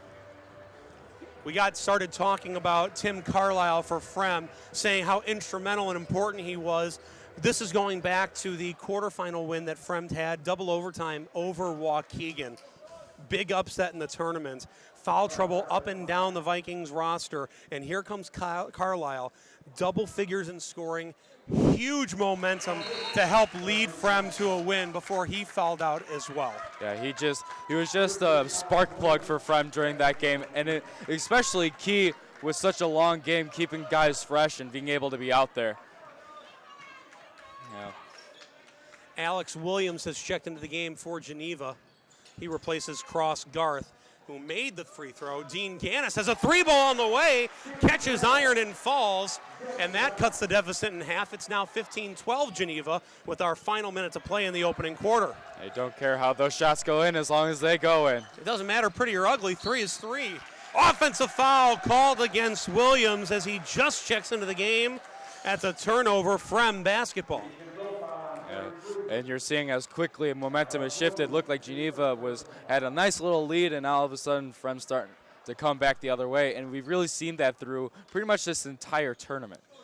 3 offensive fouls called now in the first quarter, and those are major momentum plays. Yeah, it not only energizes your own defense, but also it energizes you for that offensive play because it just feeds into each other. Williams the near steal. Towns a jumper on the baseline. The lefty Charlie Towns for 2. And there's a quick 4-point burst to answer, a 5-point burst from Fremd. 15-14 Geneva trying to hold for one last shot. Towns had other ideas, but Williams was there to corral. McDonald, shot fake, he'll go to Mascari. What a great matchup here. Hopkins on Mascari. 2 seniors, both at that 6'5" mark. Excellent ball players. They'll both play basketball at the next level. Okay. Mascari, a step back three at the buzzer, back iron, no good, and will break at the end of one with Geneva leading Fremd 15-14. Andrew Braverman, Jackson Gross, the 41st annual Wheeling Hardwood Classic. This is championship action featuring Geneva and Fremd. Back in a moment on WCAT Live.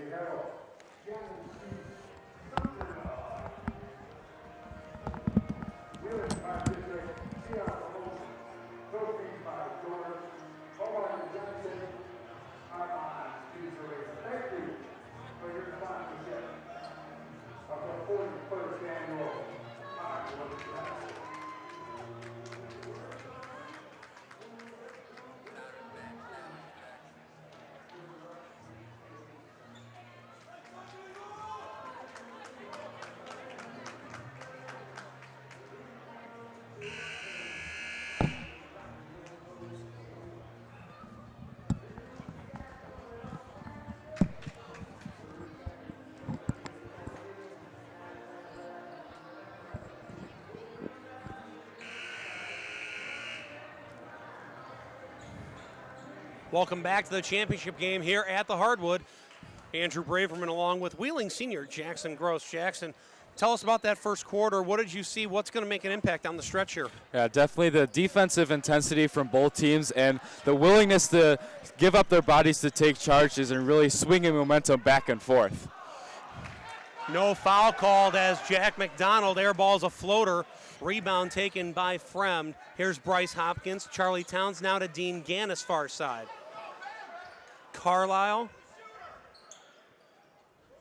cutting through the lane. Gannis back to Hopkins. Now Smiros, who's back in for Fremd, as Jake Schaufstall sits with those two fouls, both on charging violations.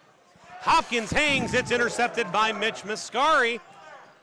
Mascari on top, three ball on the way, up and no good off the hands of Garrett Sneed, and back comes Fremd. Yeah, nice deal from Mascari, able to set that chance, but just need better execution on that. Dean Gannis down low, Charlie Towns can't finish, and here's big cross Garth with the aggressive rebound for Geneva, and he'll hand off to McDonald now. McDonald working on Carlisle, did an excellent job of stopping the ball. Mascari the dribble drive, out to Garth. Garth down the middle, no charge call. Rebound put back, no good. Ben Johnson couldn't connect, and there was Bryce Hopkins for the rebound. Yeah, just a lot of missed layups right there, but good work by Geneva to work it in. Bryce Hopkins through the lane, and after Geneva took a lead, here comes Fremd with the advantage, 16-15. Really swinging that momentum since the end of the first quarter to get it back to lead for Fremd. McDonald decides not to use the screen, instead steps through against Carlisle, gets his own miss and put back. Not only McDonald, but the entire Geneva fan section below us wanted the call. Nothing being blown there, but McDonald puts Geneva back on top, and he's the first in double figures with 10 points. Yeah, it's frustrating to deal with those contacts and feel like it's a foul, but good by the refs just letting these kids play and just let it all leave out on the court. Towns guarded by Johnson near side, on top to Gannis, shot fake from Gannis. Inside ball tip, but there's Bryce Hopkins. Yeah. Back-to-back buckets for Fremd, courtesy of the senior Bryce Hopkins. And we're trading the lead back and forth, 18-17 Fremd. Mascari, the roll from Johnson, guarded nicely by Smiros. McDonald back to Sneed. Sneed left side, now near the top, Mascari. Far wing Johnson. McDonald, here's the matchup you want to see. When the ball's in McDonald's hands, good things typically happen for Geneva. Garth being guarded by Charlie Towns. Now here's Johnson, back to McDonald. McDonald thinking about it and taking his time. Tries to cross up Smiros, gets the block, turnaround jumper, McDonald no. Rebound Dean Gannis, and a foul called against Geneva. Yeah, great defense by Fremd, working on all cylinders and just being able to force a good shot, but a tough shot by Jack McDonald. Timeout called by the Vikings of Geneva. They trail Fremd 18-17 with 4:53 remaining in the first half of our championship game here at the Hardwood. Make sure you stick around as we near halftime. We are going to welcome Don Raleigh Jr., the athletic director from Wheeling, up here to join us on the broadcast, talk about the history, not only for his personal history, the son of Don Raleigh, longtime coach at Hershey, but also the history here at the Wheeling Hardwood Classic. 41 years of success is no small feat. Absolutely not. It takes an entire staff of teachers and parents and students that make this event possible. And this truly is a great event for everyone involved. The voice you hear is Jackson Gross, a senior here at Wheeling High School. Jackson, you mentioned before the game, some of your post-high school options include great institutions nearby, Northwestern possibly DePaul, even UIC, all in consideration. Absolutely. For me, it's really hard to choose between all of these great colleges, but I will make a decision. You have time to decide in whichever path you do choose. Of course, we wish you nothing but the best of luck. Fremd basketball following the timeout. Here's Smiros, hands off to Bryce Hopkins, top of the key. Around Garth, hanging in hits, Bryce Hopkins, 2 more. All 6 of his points coming here in the second quarter. Fremd, its largest lead now by 3, 2017. Yeah, great move in by Hopkins, and like we said, staying smart and working around and not taking another charge. Cross Garth, a baseline spin, not there. Good defense by Cayman Hopkins. Jump ball is the call, and it will be alternate possession to Fremd. Yeah, just great aggressiveness on both sides to force that after a good rebound by Fremd. Coach Scott Hennig for Geneva, relatively quiet on the sideline, but certainly the fans are getting excited on the offensive baseline over on the Geneva side. And now they're going to start to see things being called, as they'd like to say, both ways, as Bryce Hopkins is called for the foul on the rebound. It's going to be Hopkins first, the team's 4th. You just got to be a little bit smarter there, and I know you want to be aggressive, but just make sure you're not trying to rip at the guy's arms or anything. Cross Garth, hands off. Weave on top. Here's Sneed. Now to McDonald, left side, working on Carlisle. McDonald on top for Garth, near side, Mascari.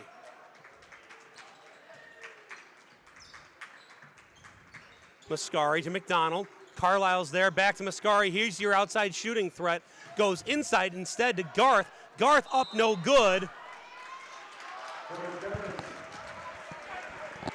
Ben Johnson's going to be called for the push. You may hear a couple "you've got to be kidding me's" or "what was that" from below us. To say that the Geneva faithful is animated is an understatement.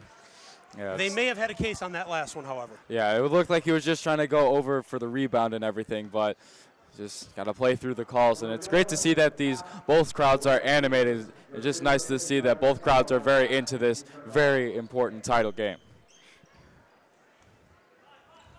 Here's Carlisle now for Fremd. By the way, we missed a substitution. Johnson takes a seat, replaced by Riley Waldock for Geneva. Waldock wearing number 15. He draws the assignment now on Cayman Hopkins. Hand off to Smiros. Smiros gets the baseline. They're going to say he stepped out of bounds. Smiros trying to gain position on Sneed. Foot hit the end line, and that's a Fremd turnover. Fremd leading Geneva 20-17, the largest lead thus far on the night for Fremd. Mascari to Waldock, left side Sneed. Mascari cuts through. Interesting as Schaafstall comes back into the game for Fremd with those 2 fouls. Just in time to see the first long-range hit from Mitch Mascari. Touches nothing but net as Mascari ties the game 20-all with 2:40 left to go in our first half. Yeah, it's a beautiful shot from Mascari. And just making it hit from downtown. Just an absolute great shot.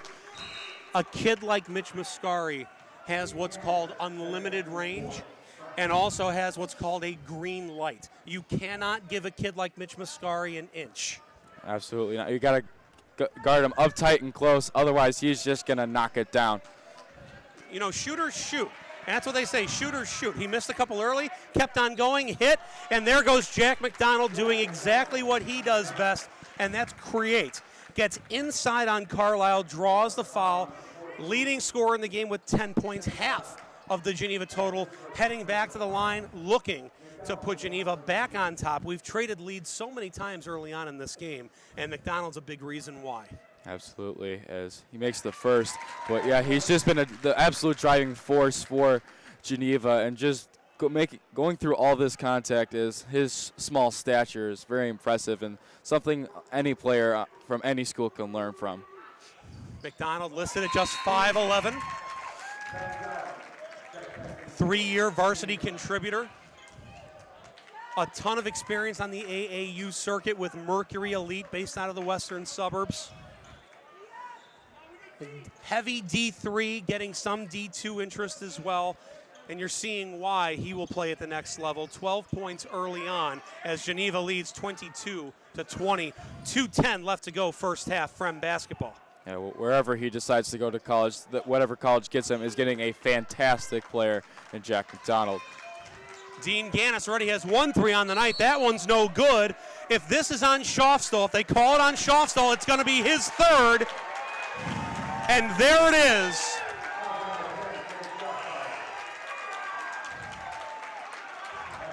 Jake Schaufstall back into the game.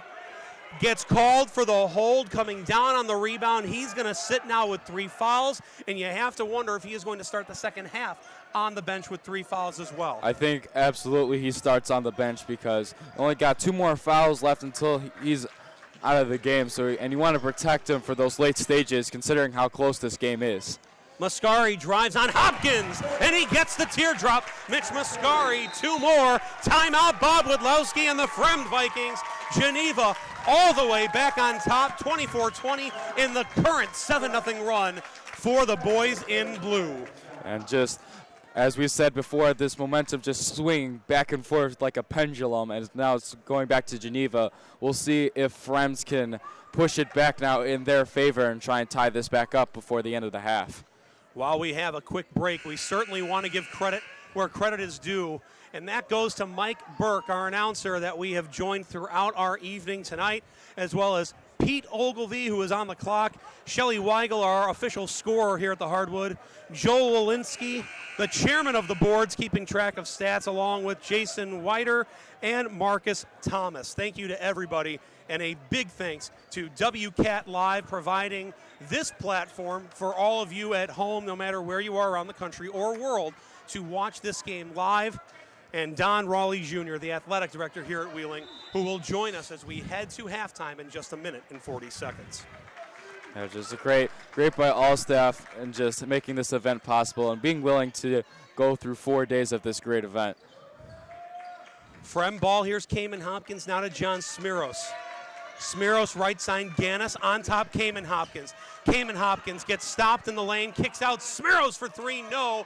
Big rebound, Bryce Hopkins off of his hands and out of bounds. Yeah, just with 2 Geneva players around him, it was hard for him to hang on to it, and it just popped out of his hands and went out of bounds. Full court pressure now shown by Fremd. Tim Carlisle, full court man-to-man. He draws the assignment of Jack McDonald. And that's just a really tough assignment, and I don't think there's anyone else on Fremd that would be on Jack McDonald besides Tim Carlisle. Well, you would see Schaufstall there, but you can't play him with those 3 fouls.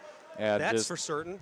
Especially with how Jack McDonald is and drawing those fouls, it's just not a recipe for success for Fremd.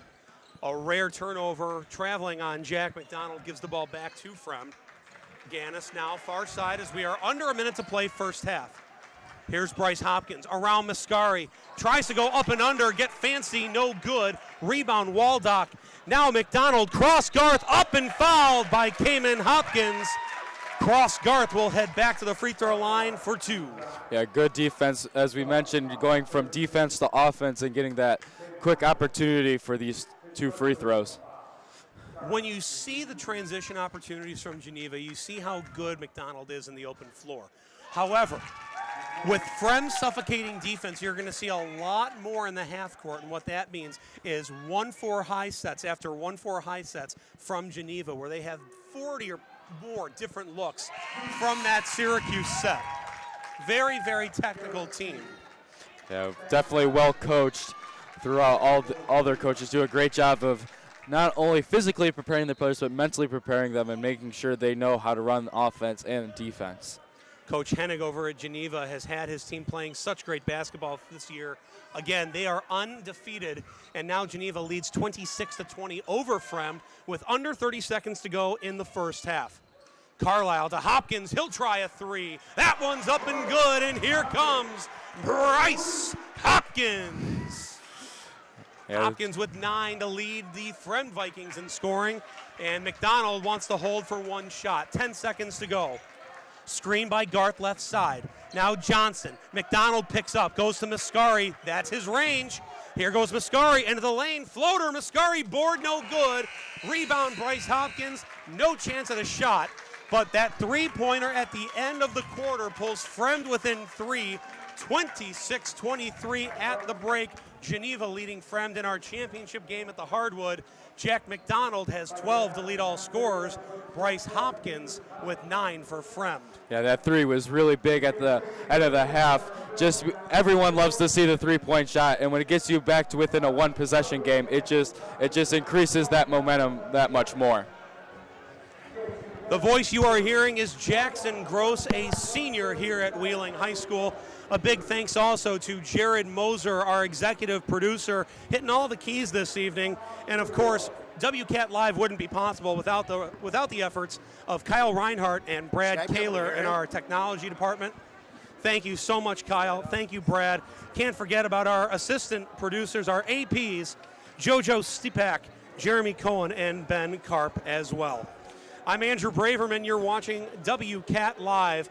This is the championship game of the 41st annual Wheeling Hardwood Classic, and I am now joined by someone who those around the Wheeling community can't say enough positive remarks about. It's Don Raleigh Jr., the athletic director here at Wheeling, one of the many people that make the Wheeling Hardwood Classic as well run and successful as it is year after year. Mr. Raleigh, I appreciate you joining us here. First and foremost, congrats on another successful year at the Hardwood. Thank you very much for having me on. It's just been a great tournament, and there's just so many people that are behind it, and all the people here that help at Wheeling High School, the staff. I got about 15 people helping me out here, and they're the ones that make it go. And so it's just been a wonderful tournament. We have great teams this year, and this is awesome that you guys are doing this on YouTube and streaming it live, and you guys are announcing it. It's awesome so people out there can see this. Don, before we really get into the specifics of this year's tournament, basketball, and athletics I should say, but basketball specifically has really been a large part of your life, being that you are a junior, the senior, longtime coach at Hershey, basketball and the importance to you and your family. Talk about just the journey from watching your dad to now being an administrator here and being a part of such an iconic event that is thrown out with the names like Proviso West and Pontiac every holiday season. Yeah, there's so many great tournaments around the state. We had Dave and Parker Brault down in Centralia. They used to host that tournament down there.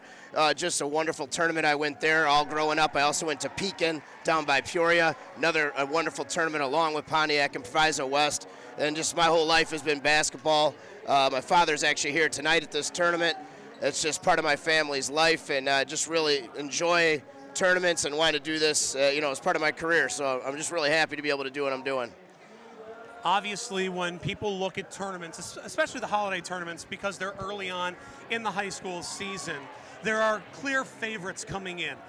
Perhaps it was St. Viator early on. Glenbrook South, one of the seeded teams here, had a great third place game. St. Viator pulled away late to claim third place. But then you have a team like Fremd, notorious for being stifling on defense, being an absolute pest in the Mid-Suburban League. Bob Wodlowski does a phenomenal job year after year. And here, Fremd is doing Fremd things once again, causing a stir, reaching the championships with big upsets over Waukegan and Glenbrook South.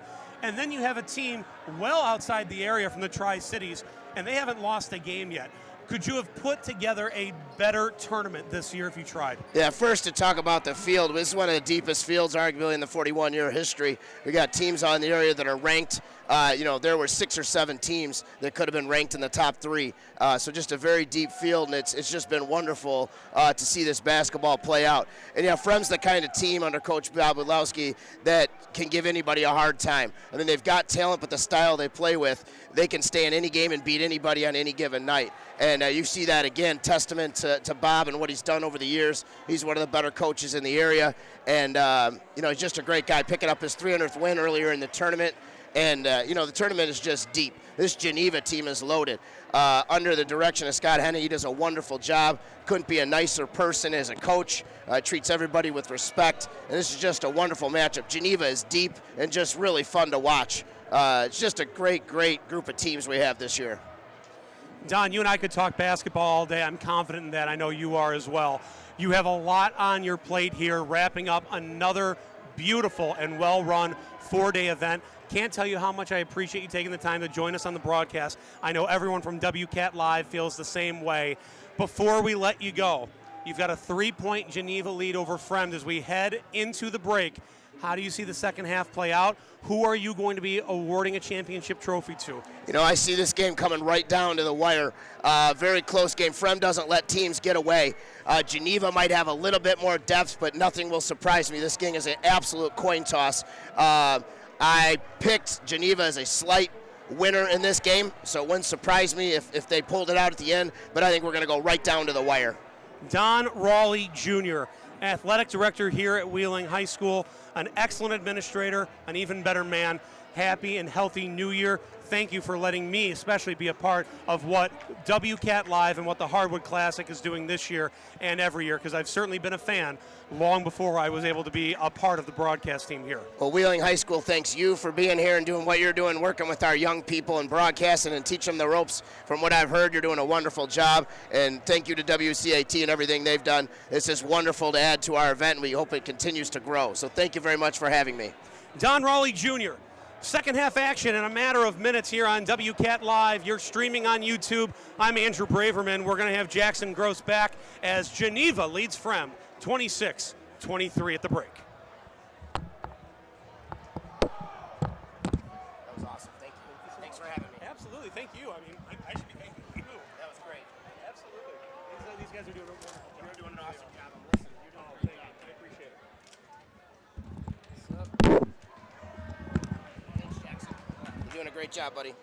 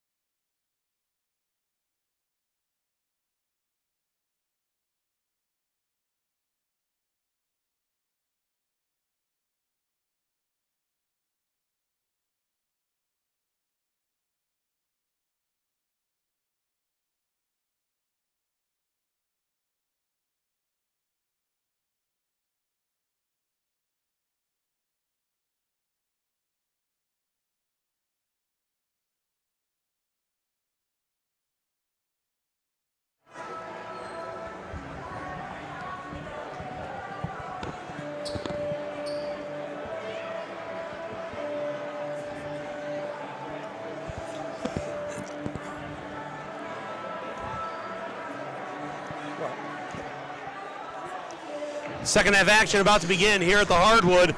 Geneva basketball leading Fremd 26-23. This is the championship game of the 41st annual Wheeling Hardwood Classic. I'm Andrew Braverman alongside Wheeling senior Jackson Gross. Jackson, it's only a 3-point game. Who's taking this one home? I honestly have no idea yet. Fremd went into halftime a little bit of momentum back after hitting that 3, but really it's still anyone's game, and this game will come down to the wire. Scott Hennig has the Geneva Vikings undefeated on the year. It's their basketball, and the Road Blues moving right to left on your screen. White numbers, no trim. McDonald, far side, gives it to Mitch Mascari. Beautiful shot fake, but can't connect. Riley Waldock there for the offensive board. Mascari working on Bryce Hopkins. Fremd in the in the home whites with green numbers and gold trim out of the MSL West. McDonald spinning, finds Cross Garth. Now Mitch Mascari on top. Both teams returning to their original starting lineups. Sneed to McDonald, left side. Now Garth and Waldock. Mascari to McDonald. Patient offense here from Geneva. Cross Garth. McDonald for 3, no.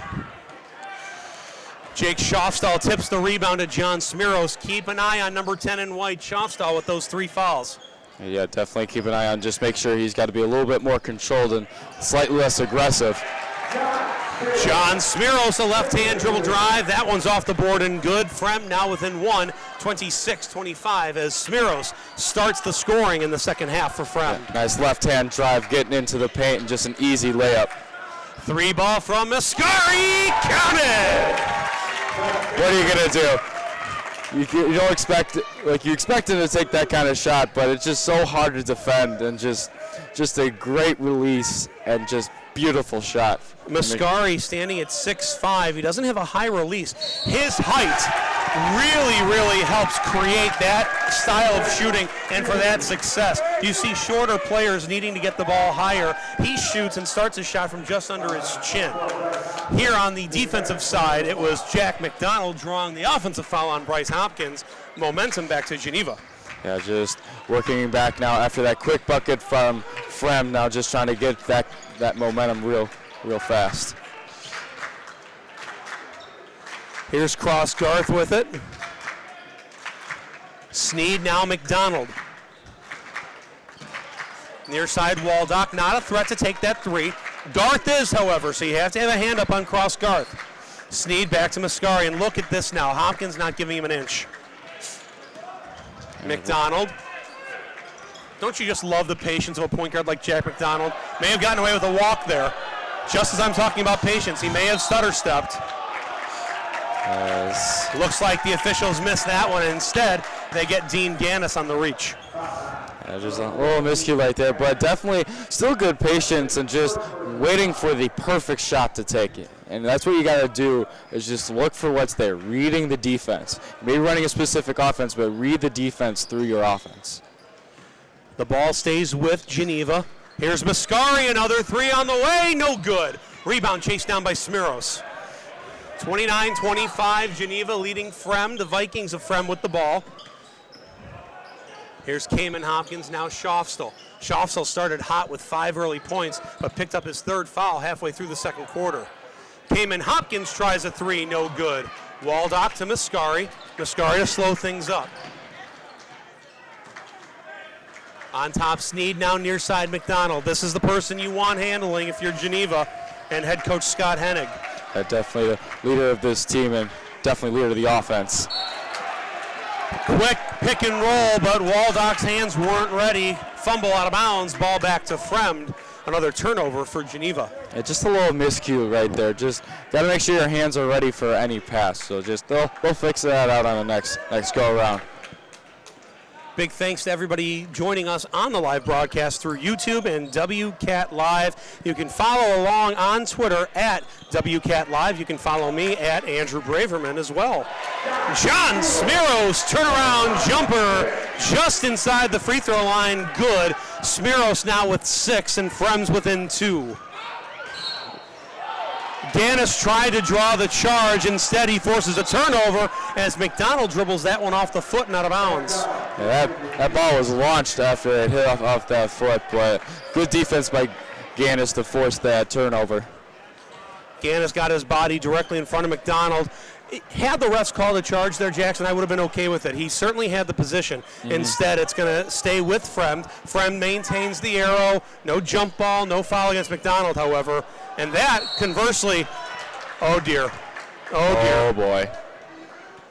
This is what you don't want to see. Hopkins, He's a little. this time it's the right leg. It's his left leg that he injured last year. You can see it all wrapped up. That's a scary play. Foul's going to be on Cross Garth, his second, sliding underneath the shooter. Hopkins looks to be okay, and he'll head to the line for 2. Always a scary play. Yeah, definitely. And just anything that takes your feet out from underneath you, it's scary. And especially if you hit the ground hard, it just, you freak out and you don't know what's going to happen. Especially for someone that's had issues like this before. And certainly it's so good to see someone like Bryce Hopkins healthy and on this team, a 4-year varsity contributor. He was in the rotation as a sophomore the last time Fremd went downstate. That was a team that won the Hardwood that year. Just hopefully he stays well. This, I believe, Jackson, is the 3rd title appearance for Fremd in the last 6 years here at the Hardwood. It's just a great run from Fremd. A lot of good players on the team and being able to. 4th foul called on Schofstall as he got off his feet on the shot fake. He's going to head to the bench. Tim Carlisle will replace him. Jake Schofstall now with 4 fouls. Yeah, I would not be surprised if Schofstall sits for the rest of this 3rd quarter, and I would assume a large chunk of the 4th. You got to stay. You never jump on a shot fake. You shuffle your feet and you get your arm up so that way you're there to contest. Fremd, the Hardwood champions in 2013, led by Riley Glassman and Ben Carlson. And then in 2016, Brian Domke and Kyle Sliwa. Last year's champion, Niles North, fell earlier today to Waukegan. Yeah, Waukegan, a really good team. Interesting in that game against Fremd, Waukegan only used 6 players through double overtime. Here's McDonald for 3. That one's short. Rebound, Kamen Hopkins. Excellent job of boxing out by Tim Carlisle for Fremd. Smiros held up. Looks like he was passing it to the ref. Got a little bit confused. You're talking about not leaving your feet on a closeout. One of the things coaches will always tell you is not to leave your feet on a pass either. That time Smiros a bit out of control, a bit too happy down the floor. Gives the ball back to Geneva with that 1-point lead, 29-28. 3:10 to go, 3rd quarter.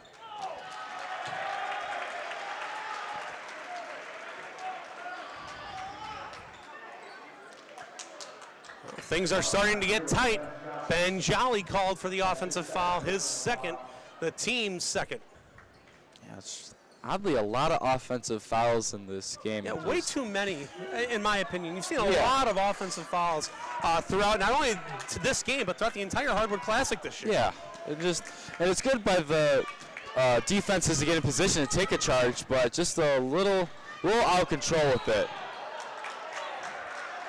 Kamen Hopkins on the drive. Got away with a small push-off. He'll head to the line. They're going to credit Ben Johnson for the foul. So for Johnson, that's his 3rd, the team's 3rd. And now junior Kamen Hopkins heads to the line. He looks to give Fremd another lead. We've had plenty of lead changes throughout this game. First shot from Kamen Hopkins is good. We are tied 29-29. Yeah, you cannot ask for a better back and forth affair, and especially in the title game. It's just a perfect setup for a great game. Hopkins, one more shot is up. Off the back iron, we're going to stay tied. Mascari with the rebound. He hands off to McDonald, under 3 to play, 3rd quarter. Championship game of the Hardwood.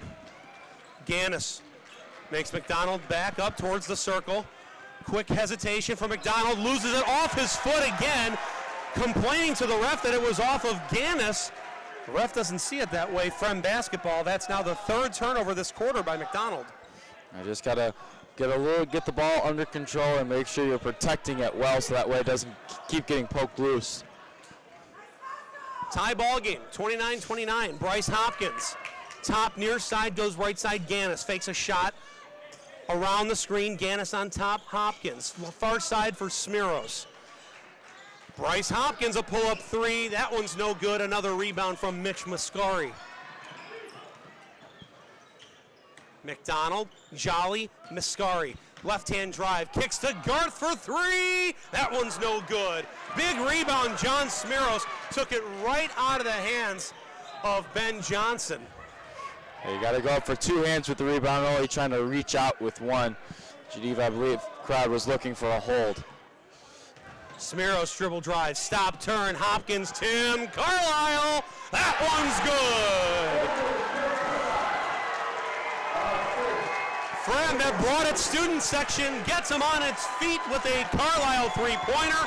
The lead is three for Fremd, 32-29. What did we talk about Tim Carlisle being that spark plug and just letting the crowd explode after that three? Mascari to Johnson, back to Mascari. Far corner, McDonald. Gets a screen from Johnson. There's Carlisle on the hedge. Gannis gets back in front. Pull up from McDonald, long, but finally, according to the Geneva fan base, the foul called on Dean Gannis, and back to the line is Jack McDonald for Geneva. Frustrating for this Geneva crowd as they finally get what they feel is a sense of relief in being able to finally get a foul call. Second foul on Dean Gannis, fourth on the team as McDonald hits the first. And Charlie Towns will check back into the game, replacing Cayman Hopkins.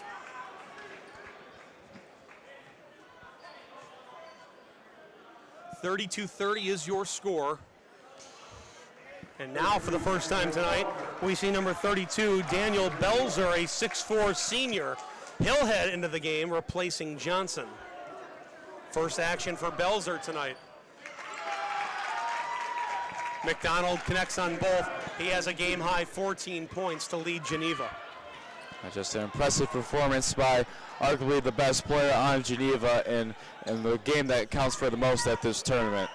You could make the argument that the winner of this game is going to get the tournament MVP coming from it as well. And those front runners for Geneva have to be Jack McDonald, for Fremd, Bryce Hopkins. Absolutely, just two great players putting on a display, both seniors, and just showing what they got in their final year in high school. Foul is called on Belzer, his first, the team's fourth. Under a minute to play third quarter. Fremd beneath its own basket. Inbound goes to Smiros. Smiros driving around Jolly. They're going to say he stepped on the line. It's a Fremd turnover, and Geneva will either get something quick or, because there is no shot clock in IHSA basketball, they could hold for the final 45 seconds. I wouldn't be surprised if they went for this final shot and just trying to just move the ball around. McDonald fakes the weave, goes inside to Garth with a big two-hand stuff. Cross Garth gives Geneva a 33-32 lead. 30 seconds to go in the quarter. And talking about the crowds going crazy, now the Geneva crowd on its feet. A lot of noise coming from the Geneva sideline just below us here in Wheeling. 15 seconds to go third quarter. Bryce Hopkins to hold for one shot. Hand off to Smiros, now 10. I know three-pointers are momentum, but who doesn't love to see a dunk? Smiros to Charlie Towns. The junior can't connect. Stolen Gannis, and a foul called with 0.2 seconds on the clock. They're going to get Belzer on his second, and Dean Gannis will head to the line, looking to give Fremd the tie or lead with two shots at the very end of our third quarter. Can't get any later than that, and just a great play to follow that shot.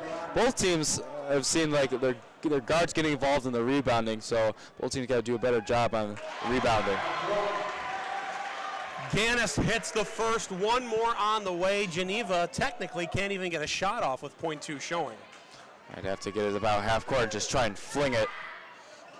Gannis gets them both, and after the explosion from Cross Garth's two-hand baseline slam, Fremd gets the bailout and takes a 1-point lead into our final quarter of play here at the Wheeling Hardwood Classic.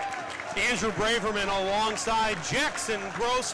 One more quarter of play, our final quarter of action of 2018. Make sure you stick with us.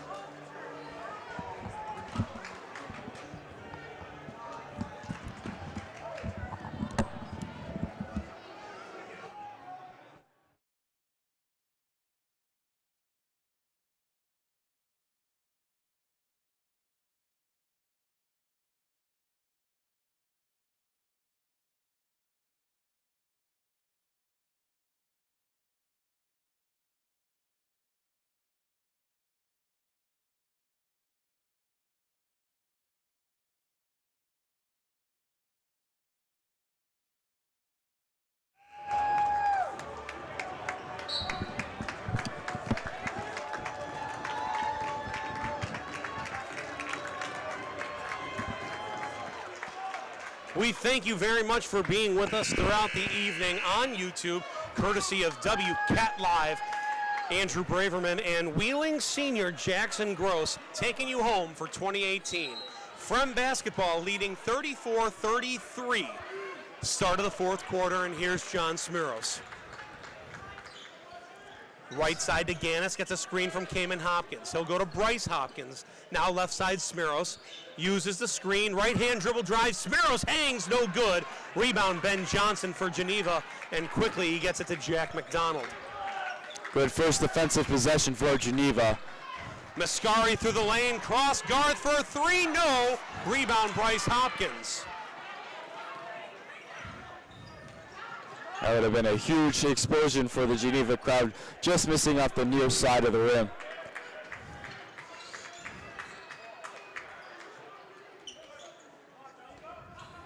Smiros to Gannis. Left side now Cayman Hopkins.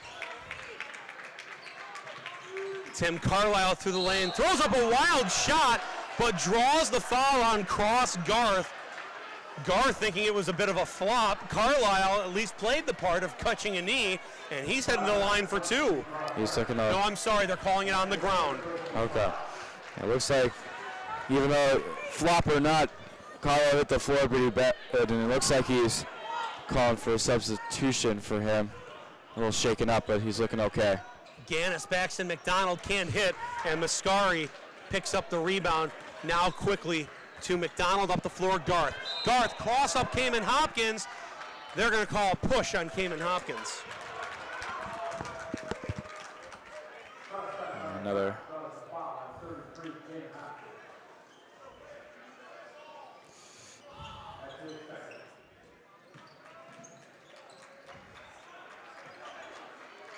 Mitch Mascari fakes the shot. Now it's Ben Jolly on the drive. Left hand too strong. Rebound Dean Gannis.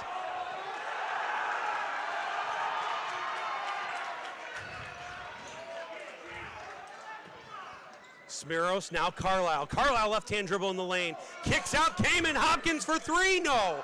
Carlisle a one-handed board. Putback is up and short. Rebound fought for, taken by Mascari. Things are getting chippy, and I gotta be honest, I love it. Yeah, you love to see it, just teams going at it, back and forth with the block. Cross Garth gets stuffed on the play by Cayman Hopkins, then gets called for the push on the rebound. It's Fremd basketball. And that's going to put Fremd on the line for the 1-and-1. A huge play there. Or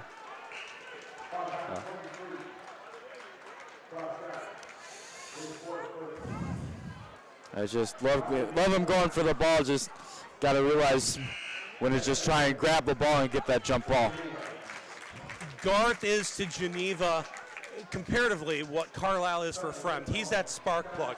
Garth, much more of a tough guy, has that build, plays that way, but pulling him right now that Scott Hennig just did, giving him a quick rest, may be the best thing for Geneva.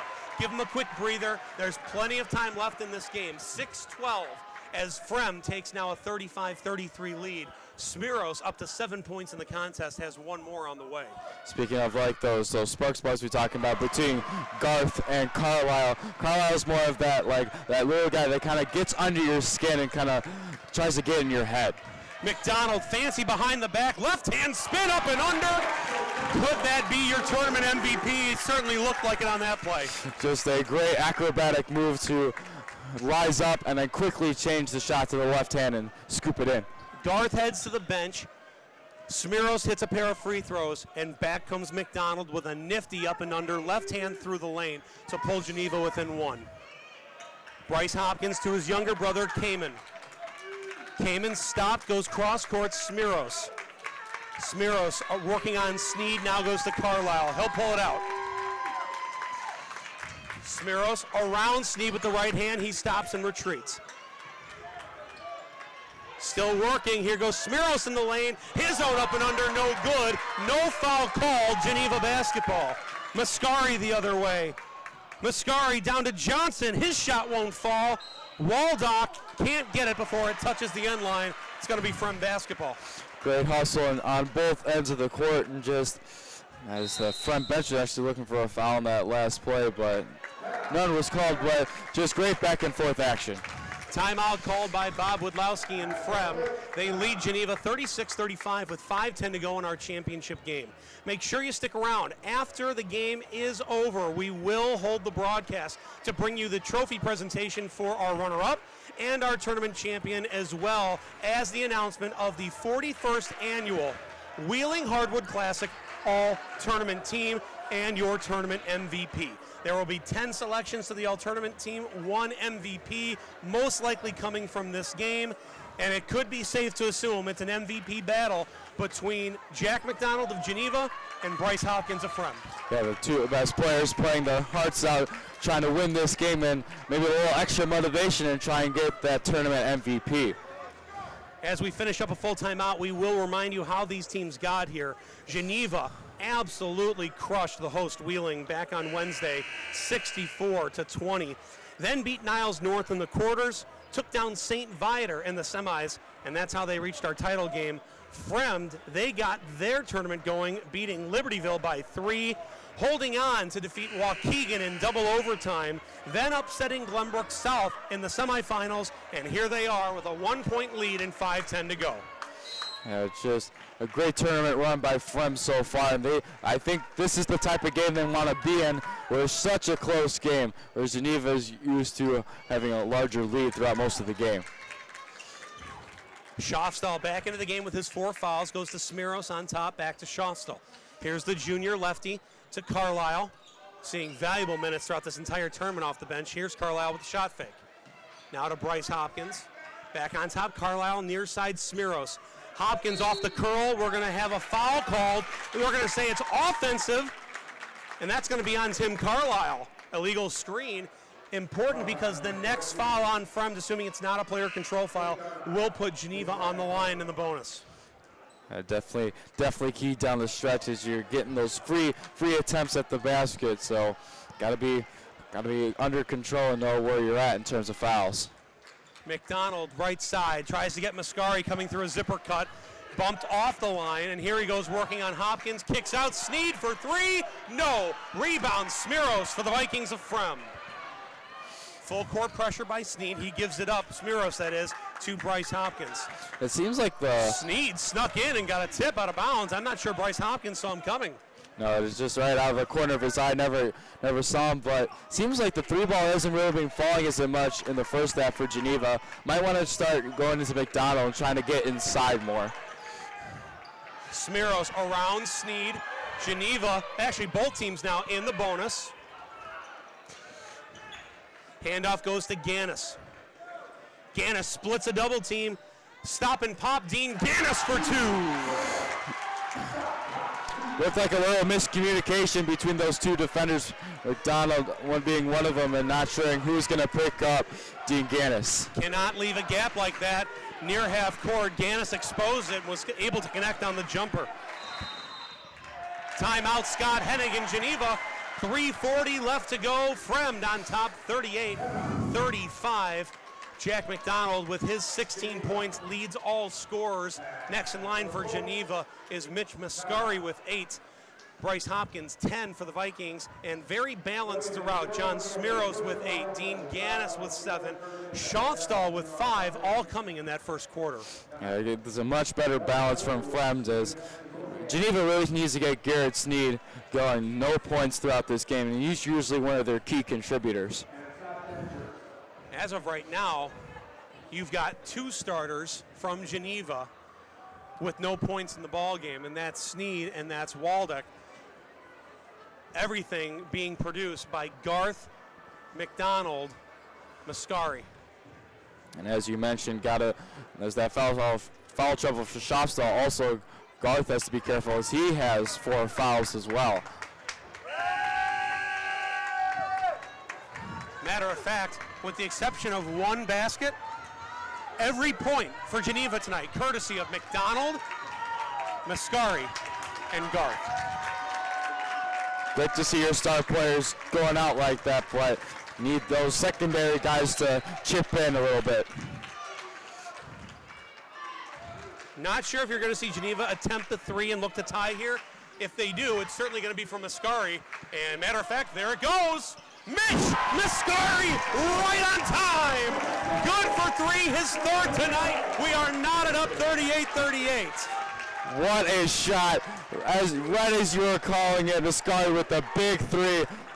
What a shot, and what a time for that shot.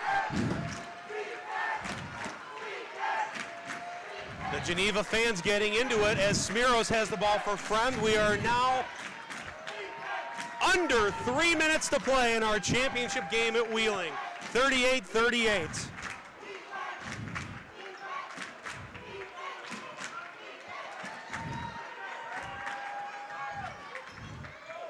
I love to see the Smiros guarded by Sneed. He goes far side to Schofstel. Here's Bryce Hopkins. Kamen trying to get position on Johnson underneath. Smiros near side right goes to Kamen. Hopkins on top to his brother Bryce now. Left side drive. Bryce Hopkins blocked away, but a charge is going to be called on Bryce Hopkins.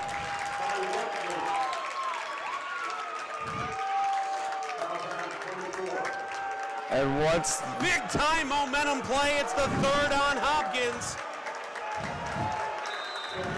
Geneva with the ball and momentum. Ben Johnson on the spot, taking the hit, causing the turnover. And once again, one of those keys we've talked about as this game has progressed, another offensive foul in this game.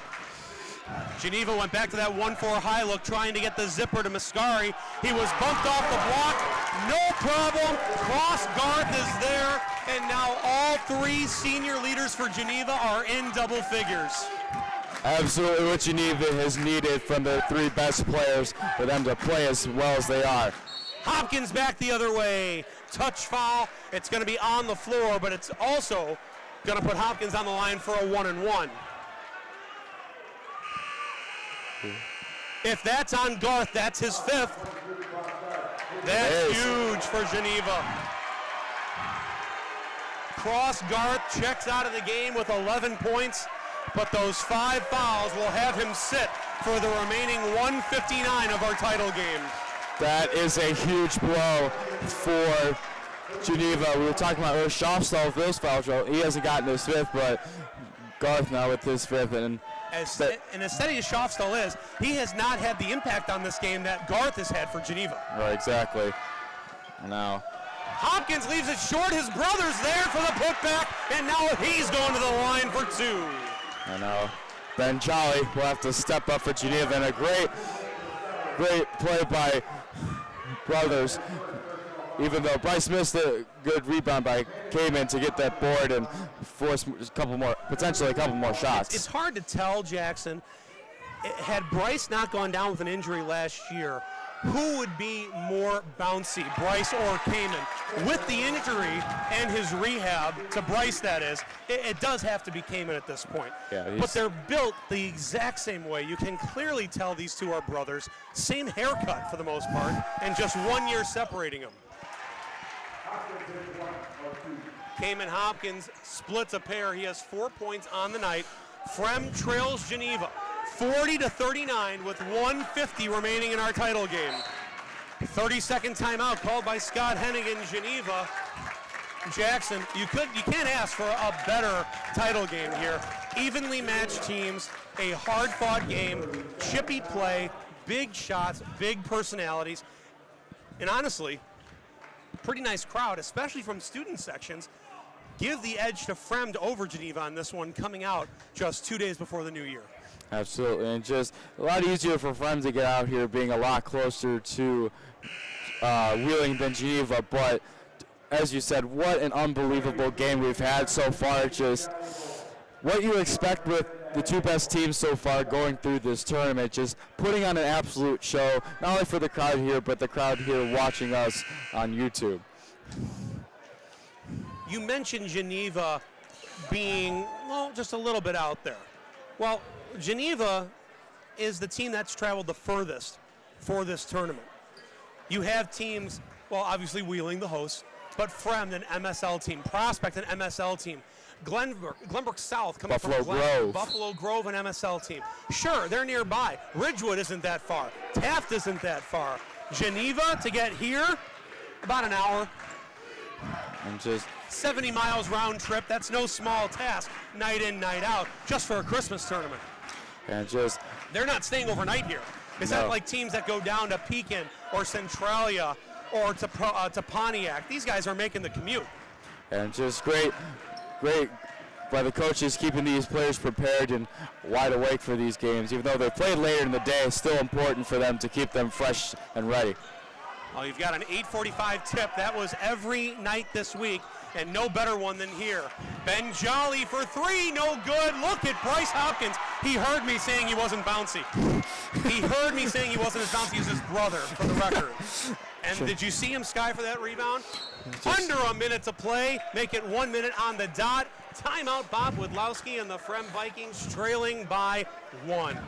Yeah, trying to show off a little bit with that bounce and that one-handed rebound, a key rebound for Fremd as they look to take the lead back. Again, a kid like Bryce Hopkins was dunking as a junior high player. I know that because I saw it. I've coached against Bryce on a number of occasions. Had some success, got beat other times, but always a great battle against Bryce Hopkins in my coaching days, against his AAU team, the Illinois Wolves, the Under Armour representative for the state of Illinois. And Bryce, again, coming off of such a significant injury last year, to be able to not just play and come back late in the summer, this past summer, but now to lead Fremd to a chance at a tournament championship. Not one of our top four seeds here. Let's remember that. Your top four seeds were Glenbrook South, St. Viator, Geneva, and Waukegan. This is an upset if it happens, but don't tell Fremd that. No, they truly believe they are the best team in this tournament. Obviously, both teams do, but they believe they can take on anyone regardless of what their stature is.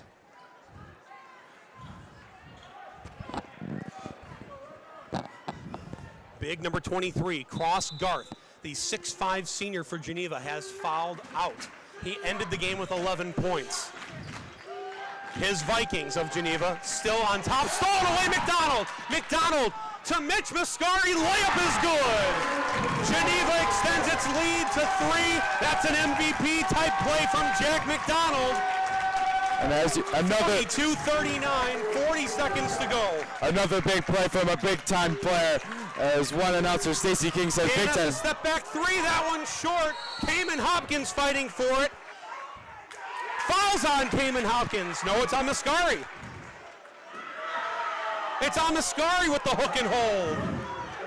Yeah, they're both hooked up with each other. Tough play to call, but as many have said, big-time players are making the big-time plays in this game. Dean Gannis, a step-back three-pointer, left it short. Cayman Hopkins, the junior, there for the rebound, held by Mitch Mascari. That's going to be the second on Mascari, and if I'm correct, Jackson, that's the 10th team foul on Geneva. Now we're in the double bonus. Fremd shooting 2 with 30.7 seconds remaining and trailing 42-39. Just an absolute nail-biter here, and just key now being in the double bonus for the last 30 seconds. And any foul, like you said, unless it's a player control, will be 2 free throws, which will help Fremd tremendously.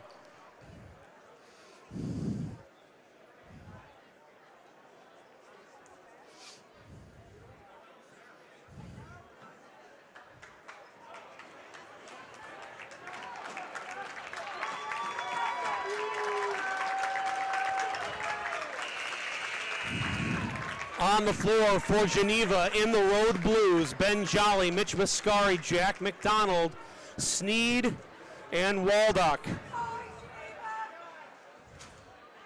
For Fremd, Cayman Hopkins at the line, Dean Gannis in the paint, Bryce Hopkins also on the block, John Smiros, and Tim Carlisle.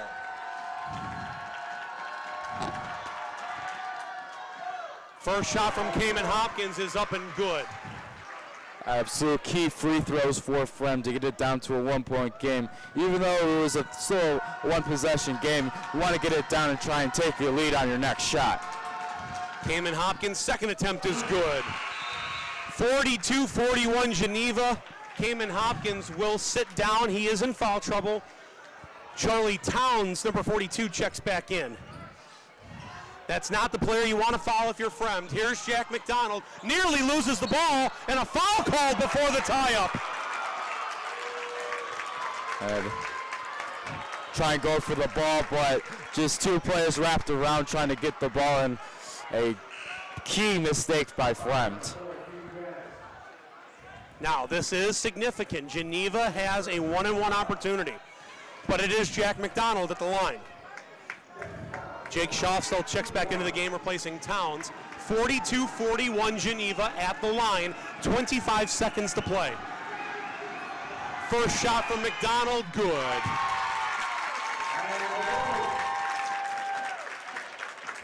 Jackson, big-time players make big-time plays in big-time games. Jack McDonald is that guy right now. 17 points to lead all scorers.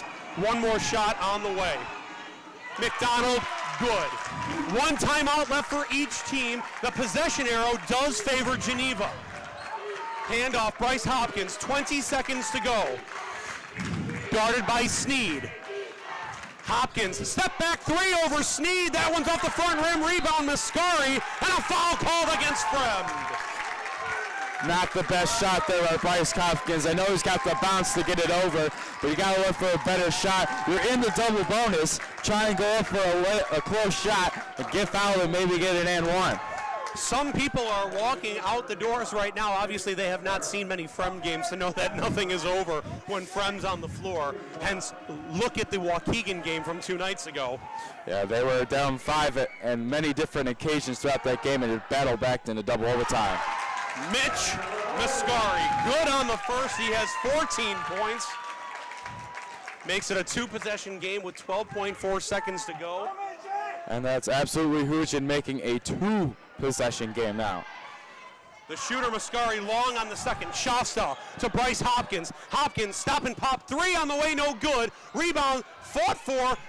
McDonald slides. It's off his back, but only 3.8 seconds to go. Timeout, Bob Wadlowski and the Vikings of Fremd. It's going to have to be an incredibly quick 3 and then a foul by Fremd. Unbeaten Geneva, looking to stay that way. They lead by 4 with only 3.8 seconds to go. True. As we reach the conclusion of not only this game, our championship game, but of course the Hardwood Classic overall. Again, thank yous.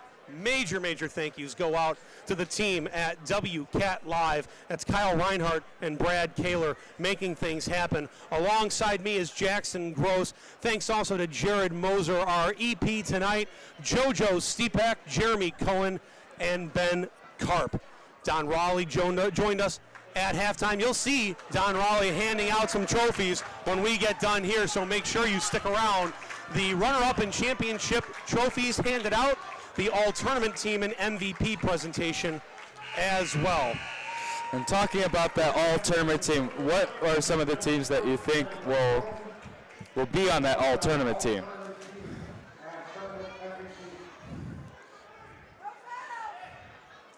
Well, I can certainly tell you.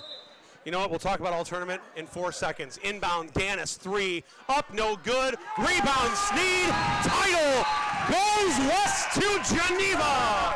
45-41, the boys in blue stay perfect. Absolute perfect, well not perfect game, but a great game by Geneva, fighting back, and what an effort by Fremd. As you mentioned, not one of the teams that we were looking at as a title contender, So very, very impressive for Fremd to get here, but just Geneva showing why they're still unbeaten. We will have the all-tournament team announcement and the trophy presentation next for you on WCAT Live. Geneva, your 2018 Wheeling Hardwood Classic champions. And a well-deserved standing ovation for Geneva from the Geneva faithful. Absolute perfect run and great tournament by Geneva, and overall great tournament by all teams involved. Jack McDonald led the way with 18 points for Geneva. Mitch Mascari ended with 14, Cross Garth 11 before fouling out. Leading the way for Fremd was senior Bryce Hopkins. In my mind, a no-brainer all-tournament selection. I think you're also going to see Mitch Mascari, possibly Cross Garth. You could have all three on the all-tournament team from Geneva. Expect to see Jerry Hernandez, Trey Calvin, Dom Martinelli, possibly Will King, possibly John Kreidler from Prospect. Unfortunately, I don't think you're going to see Michael Best from Wheeling. Team didn't have the most success this tournament. No. And I think matter of fact, look, there's Bryce Hopkins now accepting a trophy. And he is accepting the runner-up trophy for the Hardwood. And here's the championship plaque for Geneva. And rightfully so. You hand it to Jack McDonald. No other player in my mind do you hand the trophy to. Completely agree. I got news for you. Jack McDonald's going to get himself another trophy. Jack McDonald, certainly my choice for MVP.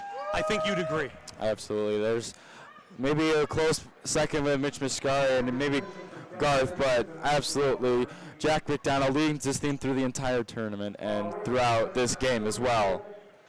The gentleman sitting to my right and the young lady walking across the floor of this tournament. These two individuals will work all 41 Hardwood Classic tournaments. Honoring lifelong Hardwood Classic tournament volunteers, those in District 214, and we thank them for their effort.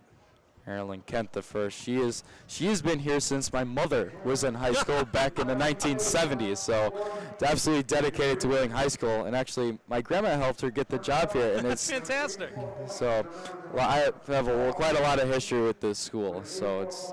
12 rebounds, 13 assists, led the tournament with 16 steals, 8 blocks. From Niles North, Aquan Smart.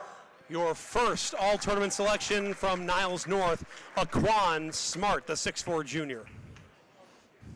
With 66 points, leading the tournament with 47 rebounds, 12 assists, 14 steals, and 2 blocks. From Waukegan, Brian Brown. His third straight Hardwood all-tournament selection from Waukegan, senior number 25, Bryant Brown. He had a great game against Fremd and an amazing dunk, but great for him to get that. Senior Josh Steinhaus, number 11 for Libertyville, here to accept his all-tournament award. Well-deserved for the senior guard from Libertyville. And once again, another great tournament by him. 12 rebounds, 15 assists, 11 steals, and 1 block. From St. Viator, Trayvon Calvin. As expected, Trayvon Calvin from St. Viator, your third-place winners here at Wheeling. Trey Calvin, a Wright State commit, making the all-tournament team. 7 steals, 4 blocks. Also from St. Viator, Jeremiah Hernandez. There's the other no-brainer. Your other D1 recruit, headed to Kent State, got himself the flat top, little kid in play action there. It's too old for you. It's Jerry Hernandez. 20 rebounds, 4 assists, 5 steals, 7 south, down, Martinelli. Your tournament leading scorer, the junior lefty from Glenbrook South, Dom Martinelli, makes the all-tournament team. His award accepted by head coach Phil Ralston. A tournament leading 29 assists, 7 steals, 1 block. Also from Glenbrook South, Will King. Senior point guard William King, an all-tournament selection. He led the tournament in assists. Now I think you're just looking at who's left here. You're looking at Fremd, and you're looking at Geneva, and you're also looking at an MVP wearing number 3 in blue. And some missing stats, sorry. Prospect, John Kreidler. John Kreidler. someone I've worked with for the past 4 years. We did anticipate John making the all-tournament team. Congrats to John. Coach John Camardella will accept that on his behalf. 10 assists, 4 blocks, and 5 steals from Fremd, Bryce Hopkins. There it is. As expected, Bryce Hopkins, all-tournament selection. With 36 points, 18 rebounds, 3 assists, 4 steals from Geneva High School, Mitch Mascari.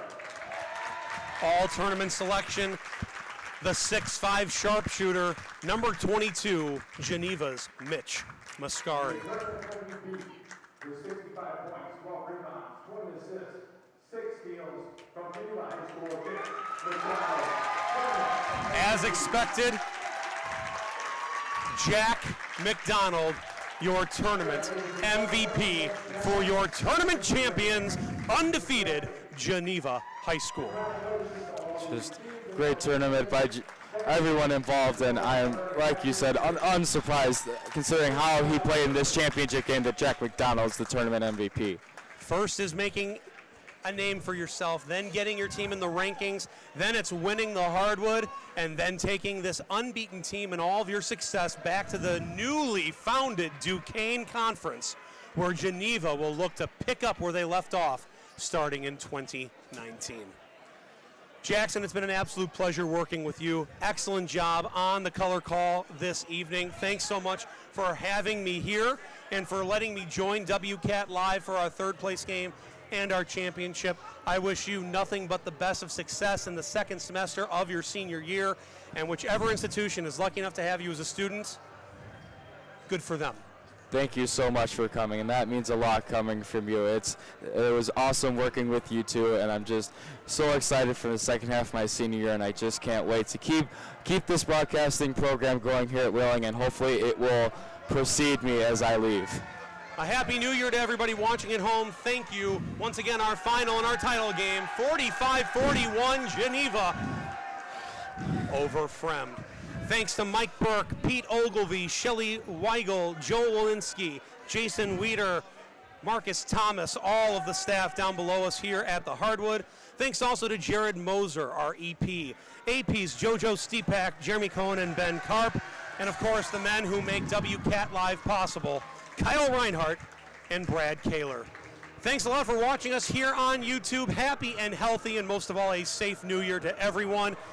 Andrew Braverman, hopefully I'll be back with you guys next year at the 42nd annual Wheeling Hardwood Classic. Good night from Wheeling.